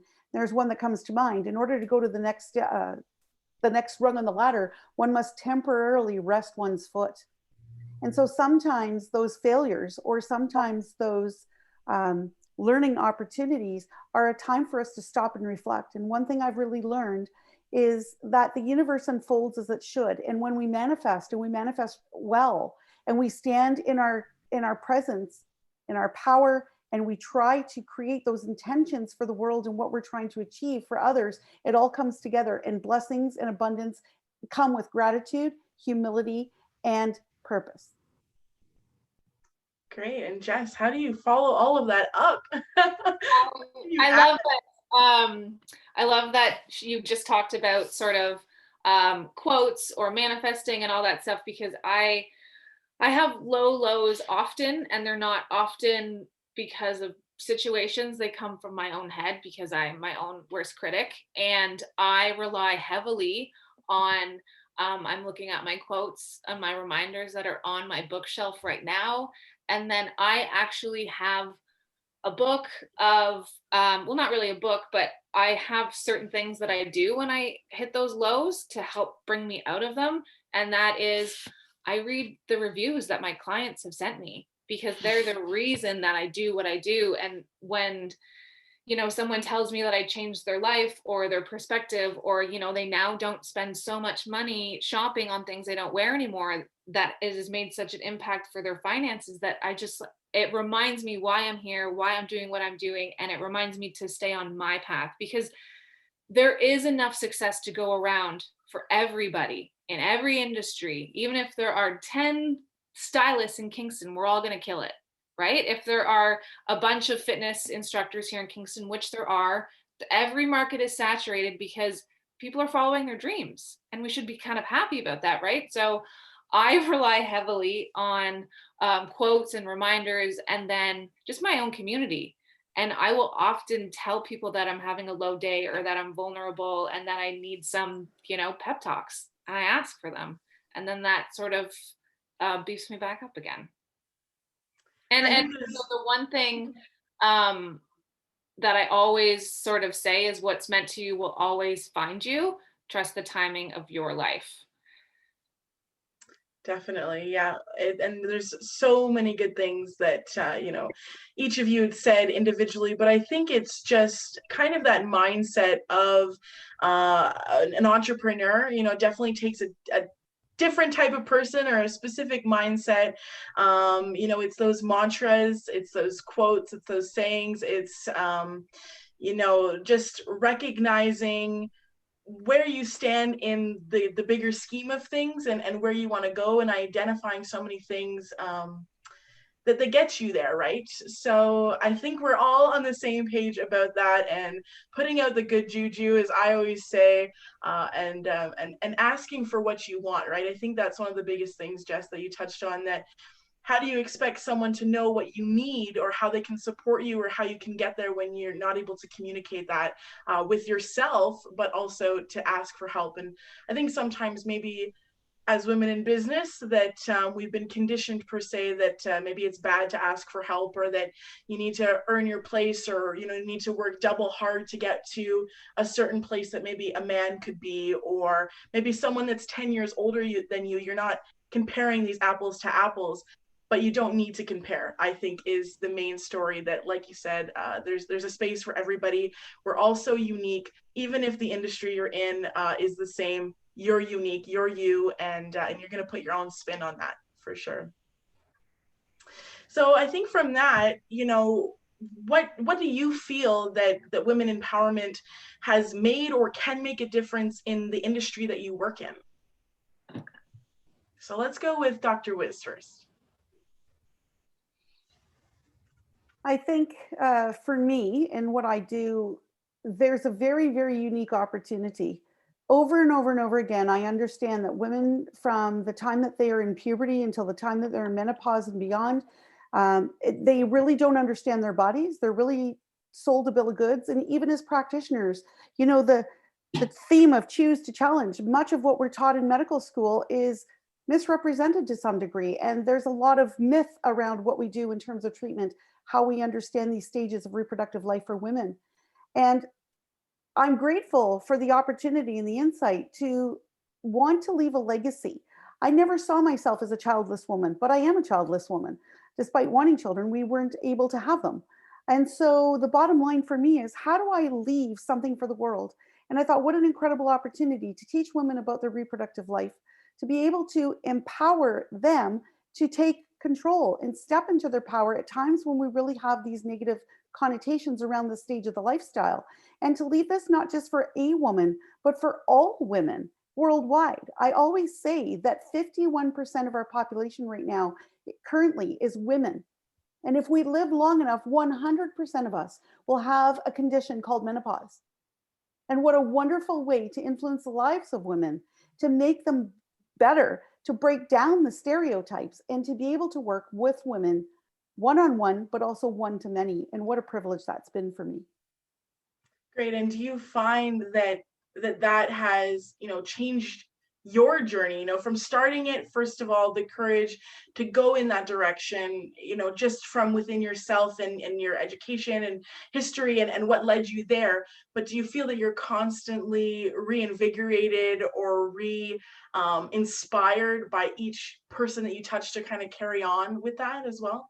Absolutely. So as an example, over the weekend, I'm still working emergency medicine, and I managed to lead the team, all of women, by the way, I can add, all three of us managed to save a life. And I still marvel at, oh my God, I saved a life. Like I did that. I still can't believe that. And when people in my practice say to me, women in my practice say to me, you saved my life. I'm like, really? Wow. And then stepping back from that to get that feedback, I still am very surprised. It's important for me to keep my feet on the ground and keep it humble, but then also to give gratitude for the very honor it is to help women and listen to their stories. I think the listening heart that I've been gifted with is very special and allows women to really be heard in ways that they've never been heard before. And with that, coming together as a common heart-to-heart meeting, and to be able to provide that for women, but then also to listen differently to people in general. So it really spills over to my entire life. Great. And Shelby, what's your thoughts on that? What's something female empowerment is currently doing, or is not happening, or should be happening in the fitness industry? You know, a typically male dominant industry, especially dealing with CrossFit and all these types of things that you're passionate about.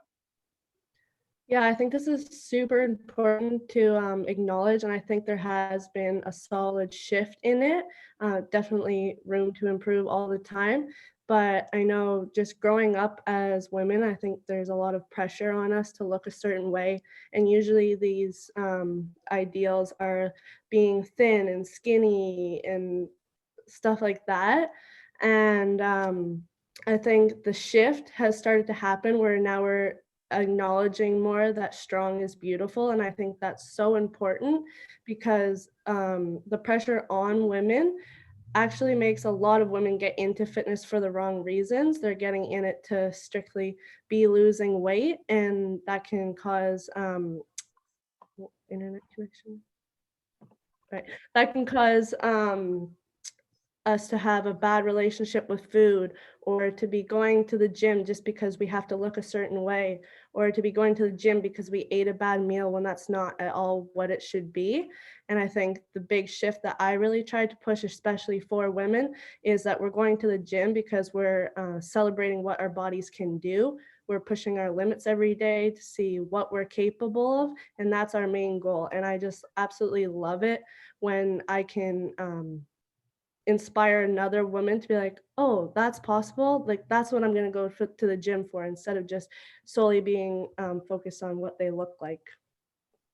And I think, that's something that you said that goes to all of our industries and probably industries across the board in general, that it really starts with some self-love, right? You need to invest into your client or whatever service you're providing, whether it's bookkeeping or food service or fitness or styling, menopause medicine, whatever it is. It's giving that time to your client, building that one-on-one relationship, and I think fostering something that's a little bit more in depth, not mass produced or not not disingenuine, getting to know someone, getting to hear someone.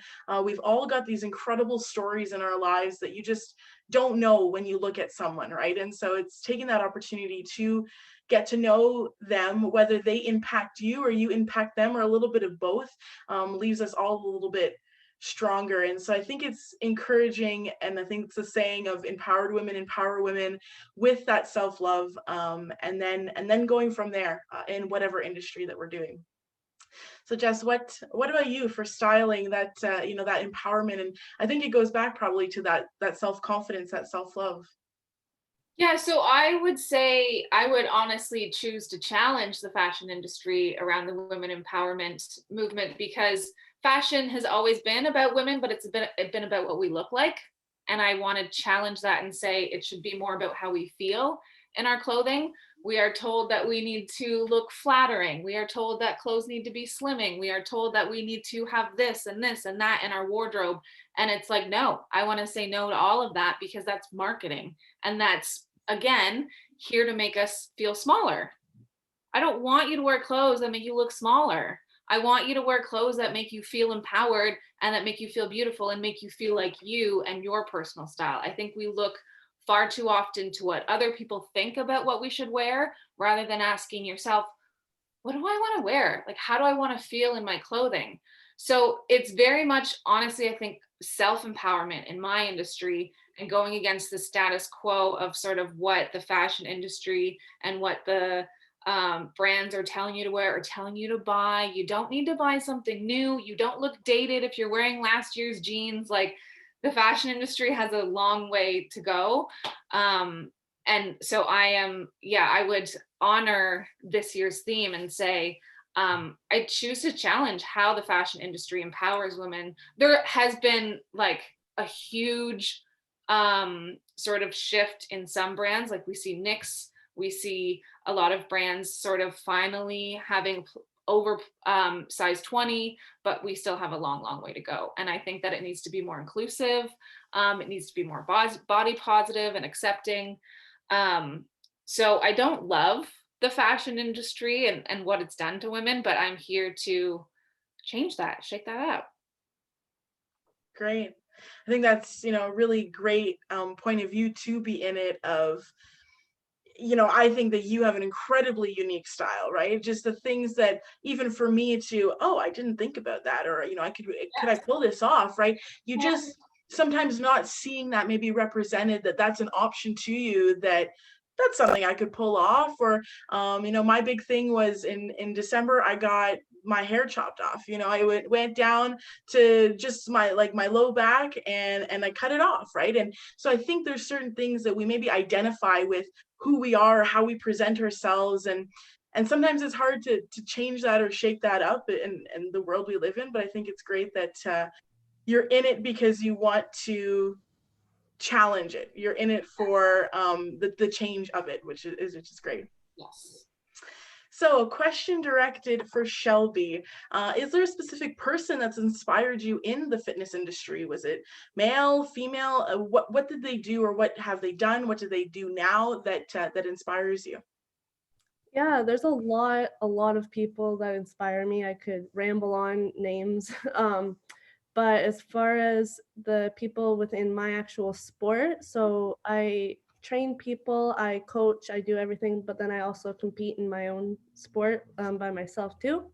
So in terms of competitors that inspire me, there's Tia Toomey, Brooke Wells, Haley Adams, just to name a few. And there's some of the top female competitors in CrossFit. And I admire their drive, their dedication, their humbleness, even when they are at the top.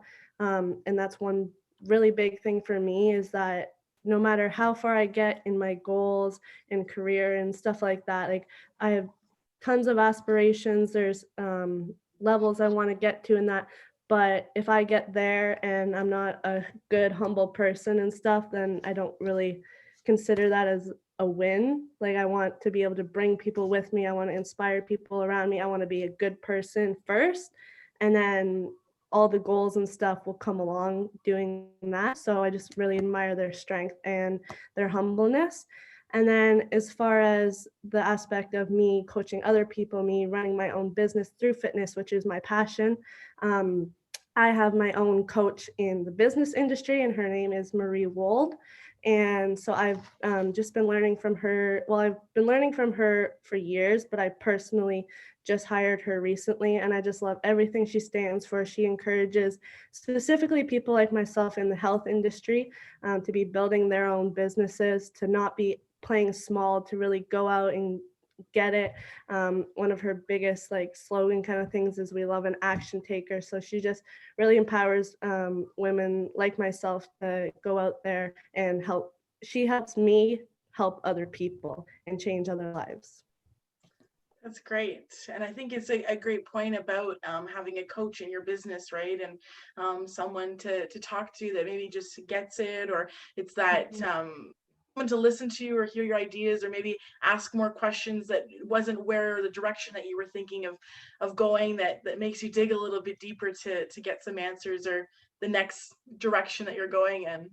Yeah, and just one more thing to add, especially like because you said the importance of having a coach and stuff. And so I do really want to say that it is important for me to have a business coach, because if I want to be a coach to other people in fitness, and I'm preaching about how it's so important to have a coach and not just be out there like doing it on your own, going out on a limb, like trying and like trial and error kind of thing. If I'm preaching that to other people that they need a coach in fitness, then it's kind of hypocritical for me to not have my own coaches, because we're all human. No matter where we are in our journey, we need people around us that are going to support and encourage us and help us along the way. That's great. And there was another point that you said too, just about, your coach inspiring to not think small, or just because, maybe you're an athlete, but how to capitalize on that, or how to create that, that one kind of singular thing into being a career or a business, and expanding that, and continuing to do what your passion is, and how to create a space for yourself in that. And there was a webinar, a kind of discussion amongst women that there was a statistic that there was a huge amount of numbers of women that are in business, a huge amount of number. If you look around, every woman has got some type of small little side hustle, whether it's knitting or, making candles, making food, doing something for their children's group. There's always something, I think, that women are involved in, to what degree. But there's so many of those businesses that we feel, setting a minimum standard. My goal is I want to, crochet a couple doilies or whatever it is, and I want to be able to make enough money to pay my bills. And that's enough for me. But then there's the women that continue to push beyond that. And if you have a successful business, you have to take those steps to build it to the next step in that.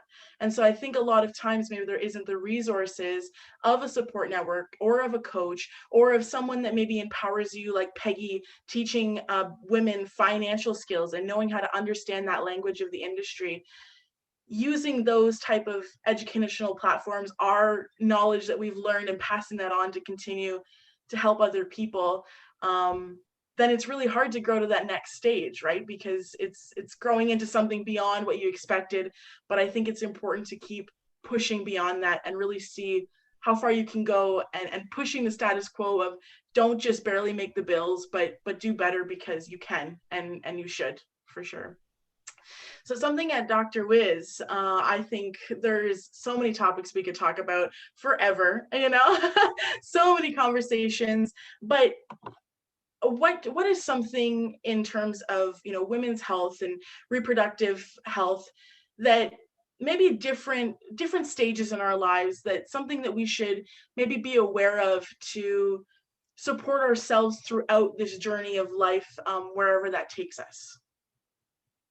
You're right. We can talk about innumerable conversations. I think that the trajectory of creating a great experience in menopause starts way earlier. And I'm so proud of the women that I'm on this panel with, because in a different generation than I, again, but it sounds like these gals, including yourself, really have it together. And by being able to get on that trajectory early, it creates a better experience later on.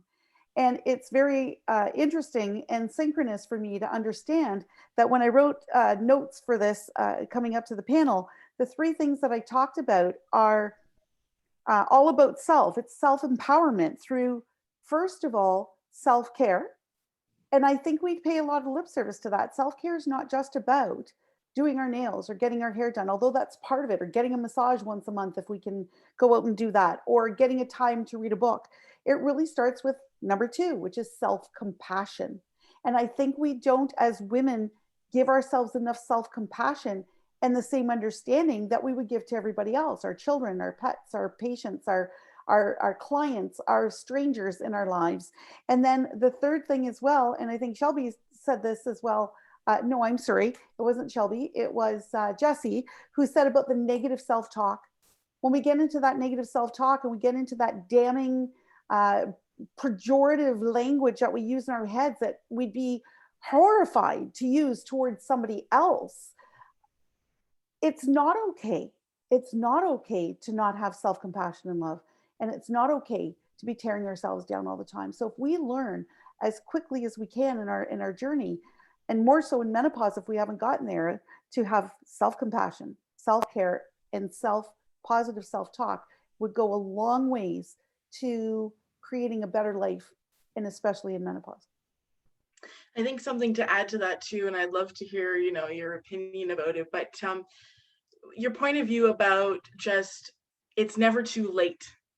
There's no expiry date on certain things and aspirations and goals and the timeline that it takes you to get there.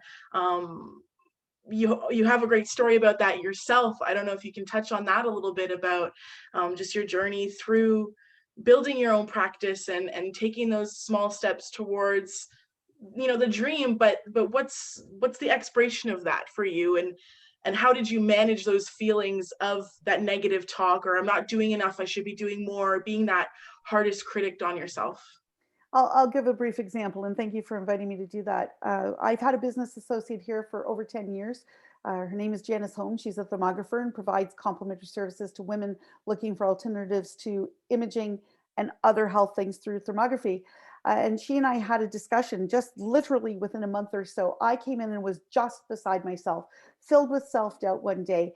And I said to her, oh my gosh, I'm such a failure. I'm such a failure. This business isn't where I want it to be. I'm not serving enough women. My outreach is too small. And yet we've been here for over 14 years. And that's exactly what she said to me. How long have you been here?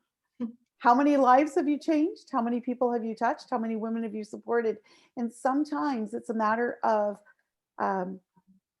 let me just interject one more thing. When I was in graduate school years ago, my side hustle was Mary Kay Cosmetics. And I remember going to a meeting where there was a woman who was speaking, who was a pink Cadillac driver.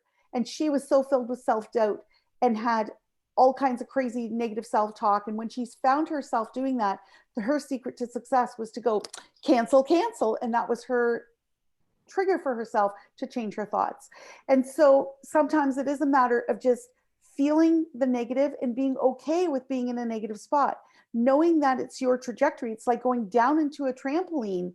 You have to push down further in order to ascend. And so always remembering that those challenging times are times of ascension and transformation and breakthrough. And then we can celebrate those, and the clarity comes after we've taken time to pause.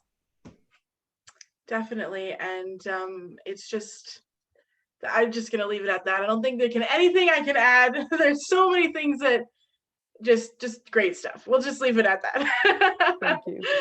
So Jess, the question that we had, directed for you, we touched on actually a little bit about, what society thinks that the fashion industry is. What do people think that you do as a stylist when you introduce yourself? Just tell us about that. What should we be looking for in a stylist? What does it mean to you to operate in that space? So I think that with hiring anybody, you want to look at their values and see how their values align with yours. I even would say that if a client is reaching out to me and they're like, oh, I want to go shopping, like I want to buy all the things, I'll be like, I am not the right fit for you because I do not want to help you buy all the things. I want to help you buy the right things.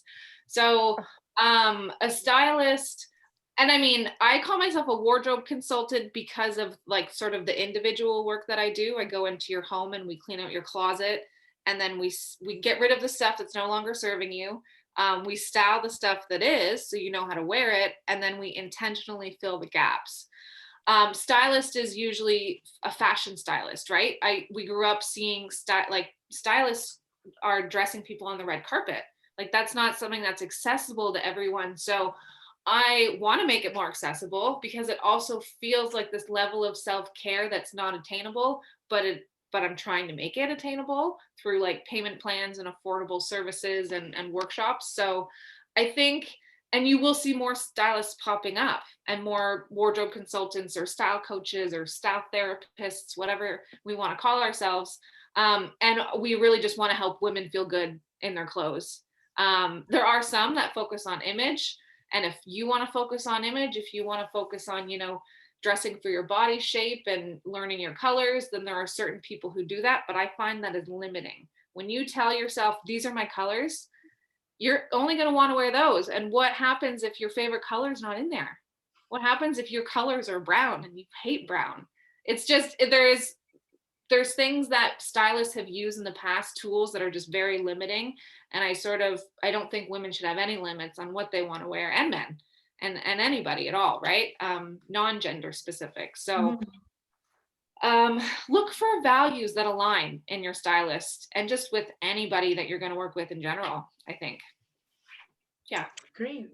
Great. Well, we're creeping up on the end of this incredible Hot Topics panel. It has been so great. I could talk forever. I think everybody could listen forever. But to sign us off, to kind of end this session, to each of you, we'll go Shelby, Jessie, and then Dr. Wiz. What's the piece of advice that you would give to motivate other women to choose to challenge the status quo or stereotypes? All right, so I'll take off this question.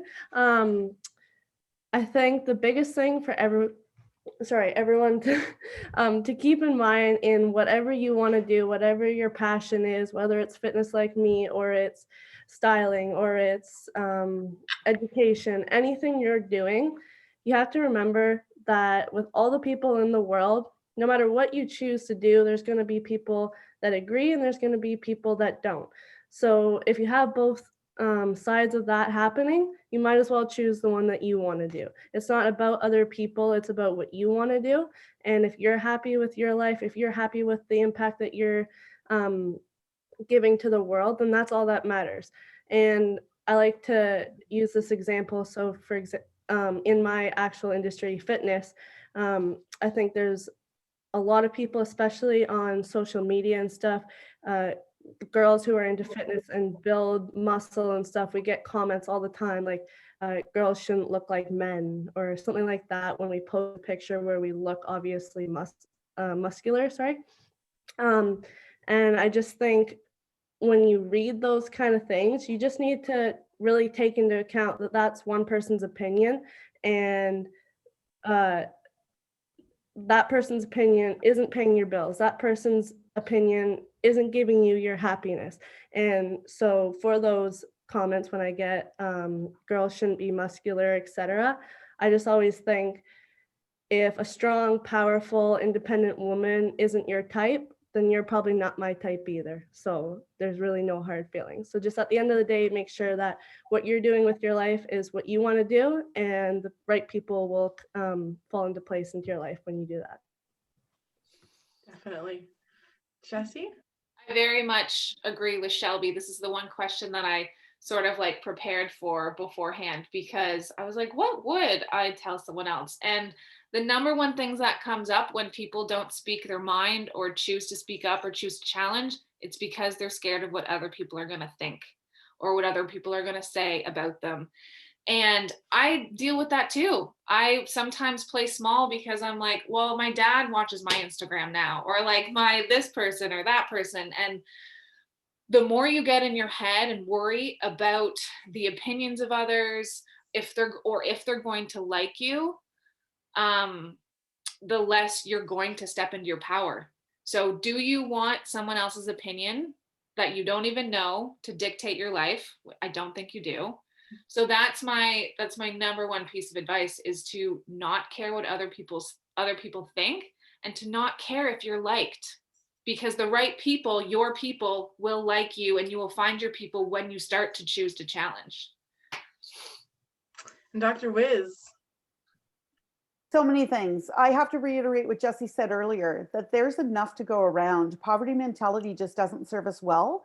And know that we are all vibrational energies housed in a body, some fatter, some slimmer, some prettier, some, more modest. The bottom line is align yourself with people who complement your energy. And for those who drag your vibrations down, run. And get a practice of self-care, self-compassion. Look at motivational things that you can do. Take time. More and more, I'm learning the values of things like journaling, coaching, and don't be skinny or skimpy on getting the support that you need.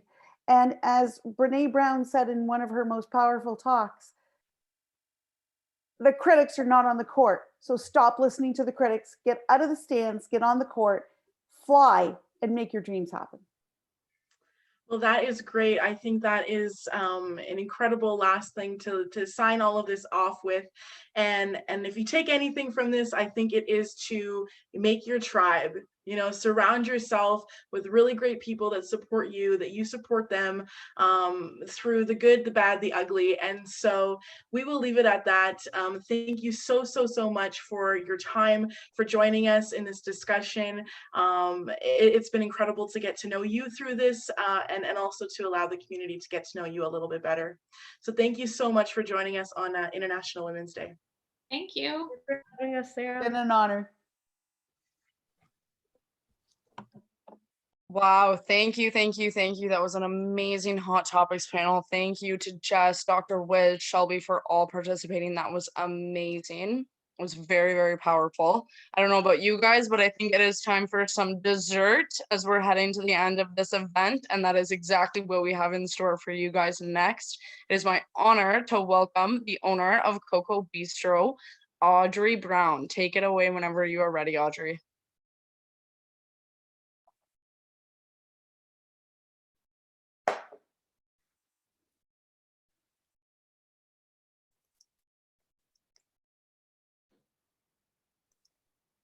And okay, I don't know.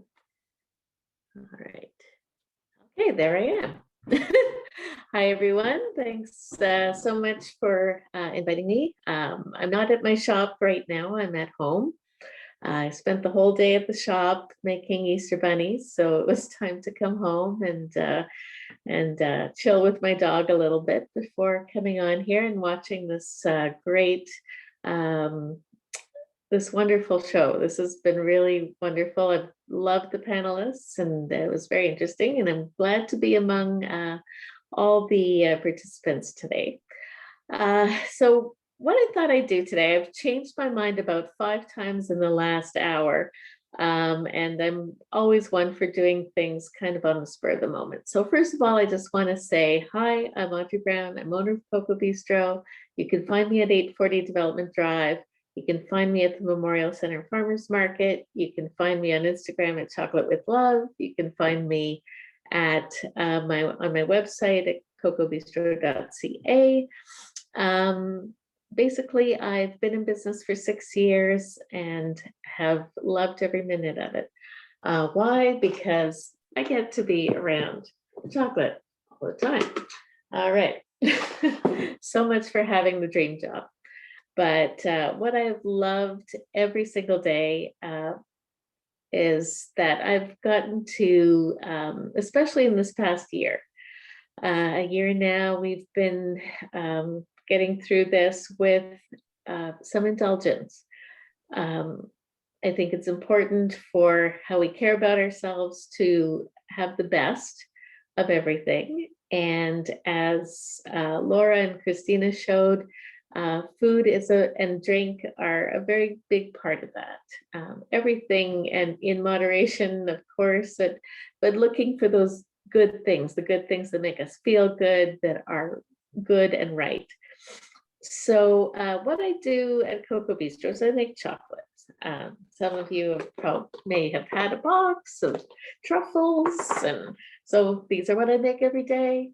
As well as I used to, before COVID, I did workshops where I'd invite people to come in my chocolate kitchen and kind of dispel the myths about chocolate making, because people think it's very mysterious and it's something I can't do. I'm giving it over to you.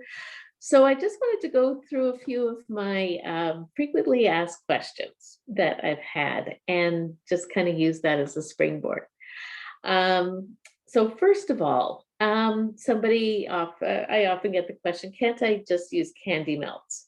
I don't have to temper them, they're easy. And I always say, well, yes, you can use that, but you can't call it chocolate because it has absolutely no resemblance to chocolate. It has none of its key components, that being cocoa and cocoa butter.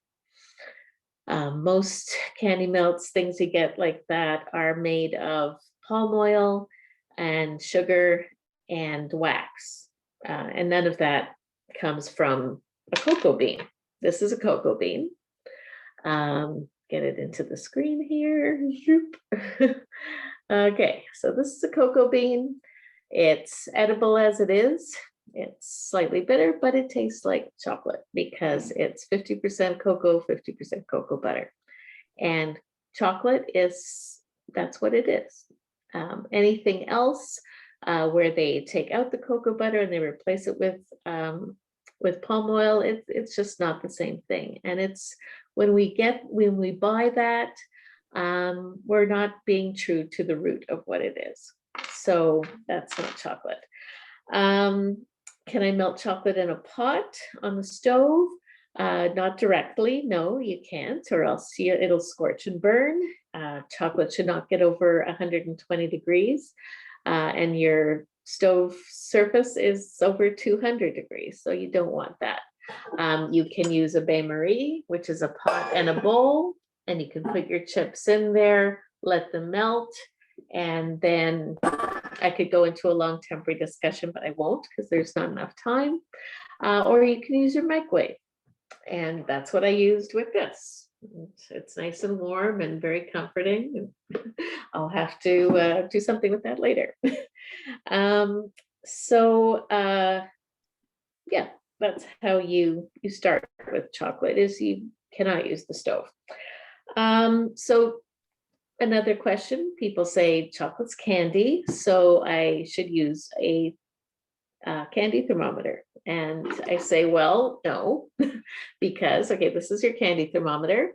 And if you look at a candy thermometer, at the bottom notch on it says chalk melt. So the very, very bottom, the first notch on a candy thermometer is chocolate melt, and that's it. The rest is used for sugar cooking.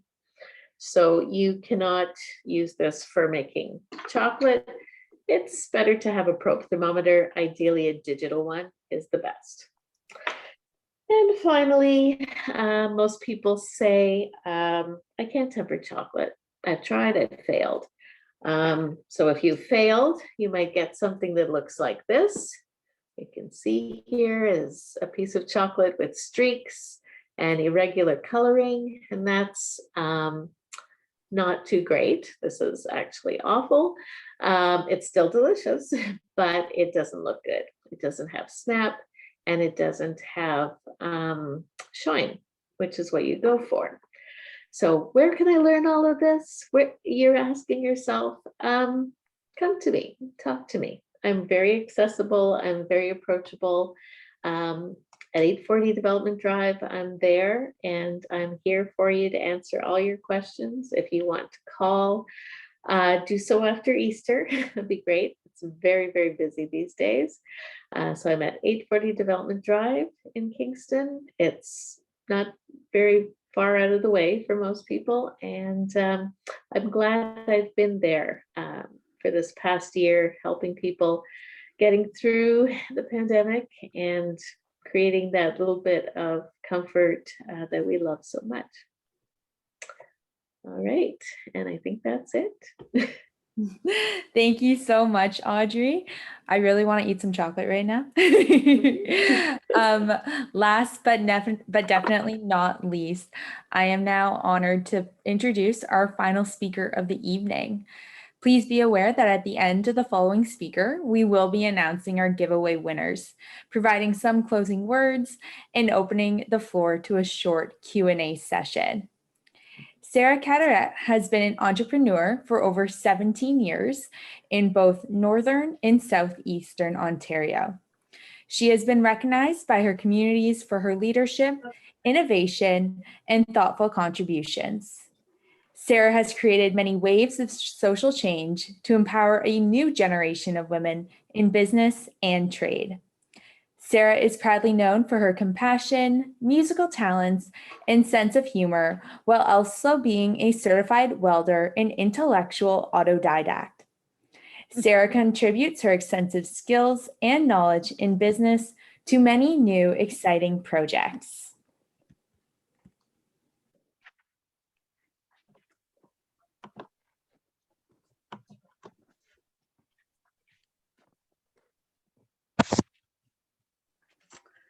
Well, thank you so much, Emily. Hello, everyone, and thank you so much for having me.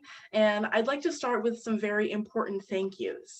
So thank you from the bottom of my heart to all of the wonderful attendees that have joined us for this evening and for this event. Your love, support, sense of community, and general positive energy has been profound. Thank you to all of the incredible women that I've had the opportunity to meet during this process. You all inspire me with your passion, stories, and uniqueness. To all the business women that have participated during the event this evening and in the pre-event hours to make this such a success, thank you for your time and generosity. After writing all of these thank yous that came so easily, I had to consider what I was going to say to all of you joining us this evening. What possibly could I say in order to bring you some sense of empowerment, some positivity, and really leave you with something impactful to remember from this event, something impactful to remember me by, and to truly see me all while trying to share just a little piece of my story with you. And so I said, okay, Sarah, well, what keywords or characteristics would I use to define myself? What keywords or characteristics are said about me? And then my mind rushed with words, with adjectives that I say about myself, powerful words to capture all of me, and words that I want my community to say about me. And well, all those words contradict each other. Intelligent, loud, shy, friendly, bubbly, down to earth, high strung, easygoing, anal, organized, procrastinator, quiet, and passionate. And with that came the realization that all these words are true. And if I had to choose one thing to describe myself if asked, I've decided that going forward, I will say, I am me.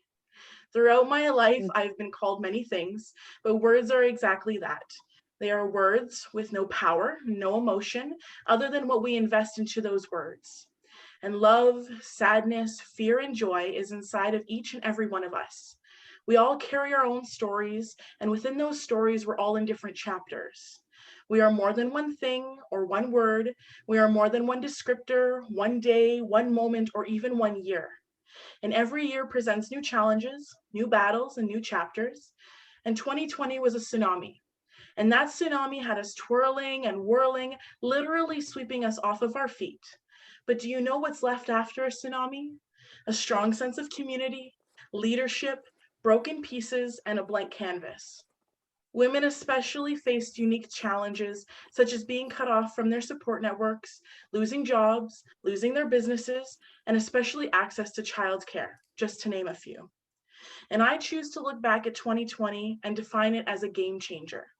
This was your opportunity to slow down, even for just a few moments, a chance to change your perspective, to select your priorities, to do a reset, and decide on your next plan. My company, Plan A, Kingston and Quinte, was born in September 2019. Plan A operates in the healthcare and long-term care sector. When COVID became an official global pandemic in early March of 2020, I was working still for another company on a full-time basis in order to bankroll my entrepreneurial aspirations. From the inception of my company, I would work overtime for 3 weeks in Sudbury, Ontario, even picking up an additional part-time job in order to travel to Kingston for 1 week a month. During that 1 week, I would work from 8 a.m. until 10 p.m., simply going back to the hotel to heat up some soup, drink a gallon of water, and sleep for just a few moments. And then before I knew it, it would be 7 a.m., which meant it was another incredible day to wake up and chase my dreams. This schedule continued for 8 months. That's 8 months of living out of a suitcase, 8 months of traveling over 1,268 kilometers a month, and 8 months that I would not change a single adventure. March and April of 2020 were a blur. And by the time I lifted my head up for air and unburied myself a little from my inbox, it was Friday, April 24th, 2020. This day will forever stick out in my mind. This was the day that my business partner, Betty, and I were in her van traveling back to Sudbury from Kingston after another great week of hitting the pavement to recruit the best possible healthcare professionals. Now, it's important to note that Plan A is an organization that brings its vision and mission to all communities across Ontario and BC. Plan A is a team made up of several incredible businesswomen with a few honorable mentions to our incredible businessmen. April 24th, 2020 was the day that we as a Plan A organization across Ontario began the discussion of creating COVID care teams. I sat back and I listened. I listened to the problem, I listened to the concerns, and I listened a little more. The meeting ended. And with that, I gave permission for my racehorse mind to be released from the starting gate. And in the past, I've been hurt. My ideas stolen. I was jaded. I had trust issues. I'd been rejected, misunderstood, and thrown to the curb. And when my mind created the solution, I was afraid to present it. I wasn't afraid because of public speaking, or I wasn't afraid to articulate my thoughts, and I definitely wasn't afraid about who I needed to speak with. But I was afraid that my ideas, my solution, my passion would be ripped from me. And so I made a difficult decision. What's the worst that could happen? I would either validate my negative opinion, outlook, and past work experiences, or it could work out. And workout is exactly what it did. Workout is a complete vocabulary understatement. And when I pitched my idea only a few hours after our original meeting, it was met with excitement and enthusiasm. It was met with an incredible network of supportive individuals. They saw me, they heard me, they trusted me. They saw the importance of what needed to be done. They let me do what I do best, and they gave their off time so it could be executed in a very short amount of time. And by Tuesday, April 28th, 2020, I left the safety of my home to travel to the GTA region to answer a call for help. A long-term care facility was in dire need of support. They had limited staff, limited management, and overflowing with positive COVID cases. And for a month, I lived in a hotel. I deployed 30 healthcare professionals from Plan A locations across Ontario to help. Arranged all their details, set up their orientation and schedules. I helped as a right hand to the home's management team. I worked alongside the military. I helped to implement infection prevention and control programs. I met some of the most incredible people. I comforted residents. I laughed, I joked, and I brought my larger than life positive attitude. And at the end of the day, I kept all 30 of our healthcare members happy, healthy, and COVID-free. This experience, this opportunity, this global pandemic, this trust, this support system, this personal growth, this trauma, these moments, they saved my life. They saved my life. And there's so much more of this story before, during, and even after. So much more life to live and so much more change to create. And because of this one small moment of courage to take a leap of faith, I changed the entire course of my life. And I must say that the future is incredibly bright. And so you can do this. You can do absolutely anything. And I believe in you.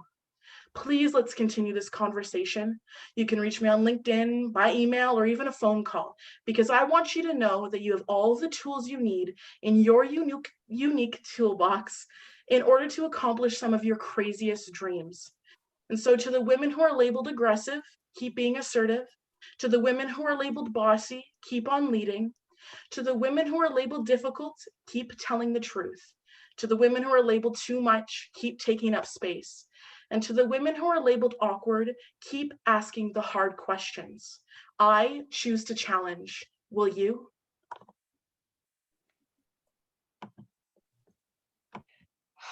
Wow, Sarah, that was some incredibly power stuff, some incredibly important things that you said. I'm sure that everyone listening in right now can connect with you on one way or another. And we all really, really, really appreciate you sharing your story and your time with us. So thank you very, very much for that. That was absolutely amazing. That was so powerful. Thank you, thank you, thank you. To end this off, we would like to extend a big thank you to all of our guests, our host, our donation givers, and our panelists. And now I'm going to turn it back over to Sarah after that amazing, amazing speech to announce the winners of our giveaway draw, if time allows us to do so. All right. I think we're running a little bit behind on time. We have some incredible prizes, and so I'd like to give some mentions for that. But we are going to reach out to the winners afterwards and coordinate all of that. So there was a candle donated by Ryan Jensen from Rye Creations and Designs. We've got some great custom International Women's Day swag from Shop Dresser. All of this great, swag that we're wearing. You need to have it. And if you don't win, I definitely recommend you reaching out to Sarah Marie at Shop Dresser. We've got a $100 gift card from Inspire Local to pick up some more Inspire Local merch and swag. We've got a 750 milliliter bottle of vodka from Laura Bradley from King's Law Craft Distillery. Anna-Maire has generously donated in free hormone assessment to all of our participants, with the opportunity of 3 of the incredible women to win a chance at a brief consult in regards to those results of the assessment. That's valued about $158. We've also got a Salty Yoga, 1 free month of online yoga studio and courses. It's an online platform for yoga and fitness and classes suitable for all levels. So we are going to reach out to you with that afterwards, but I want to be able to open the floor for some quick Q&As for all of our panelists joining us today.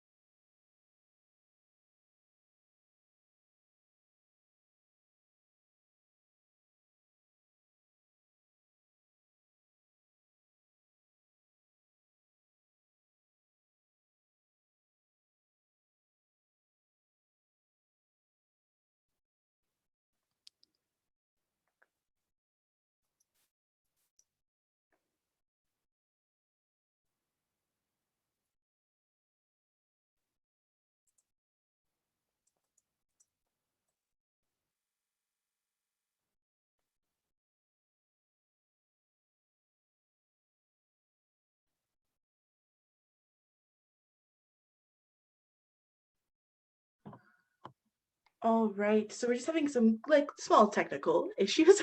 If you would like to enter any questions into the chat box, then we would be more than happy to address that to the right panelist and get you some answers. If there isn't anything, I think, to stay in line and respect everybody's time, it's 9:05 now, then we will end the event at that. I do see one of our moderators said someone has their hand up. So Olivia, do you mind? Yeah, it says in the attendees that Sherry Tomczyk has her hand up. I'm not sure if that was a question or if something that she would like to say. We can just make her here to allow her. Would you like to say some words, Sherry, or type them?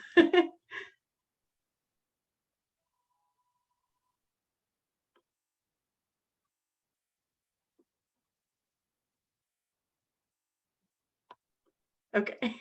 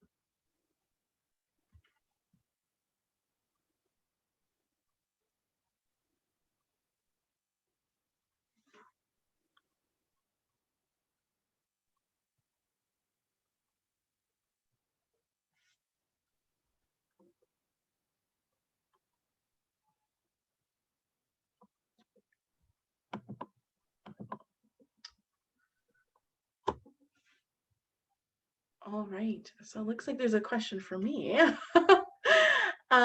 First of all, I think that we did incredible in the event if there's no questions. So I think we answered everything, and definitely reach out to people on social media, follow them, support them in your community, check them out because they're all incredible and they have incredible products, services, and they're just great people. But the question is, Sarah, when you came up with your COVID care team, you did so fiercely, and what made you jump to action so quickly? Well, I think I have always been a solution-based type person. And so my mind always solves problems. It is something that is a blessing and a curse. It is incredibly difficult to shut off, but it comes up with some good ideas and it's gotten me to some good places. But I think I got into this industry, long-term care, geriatrics, seniors, education and awareness, advocacy, because I'm passionate about it.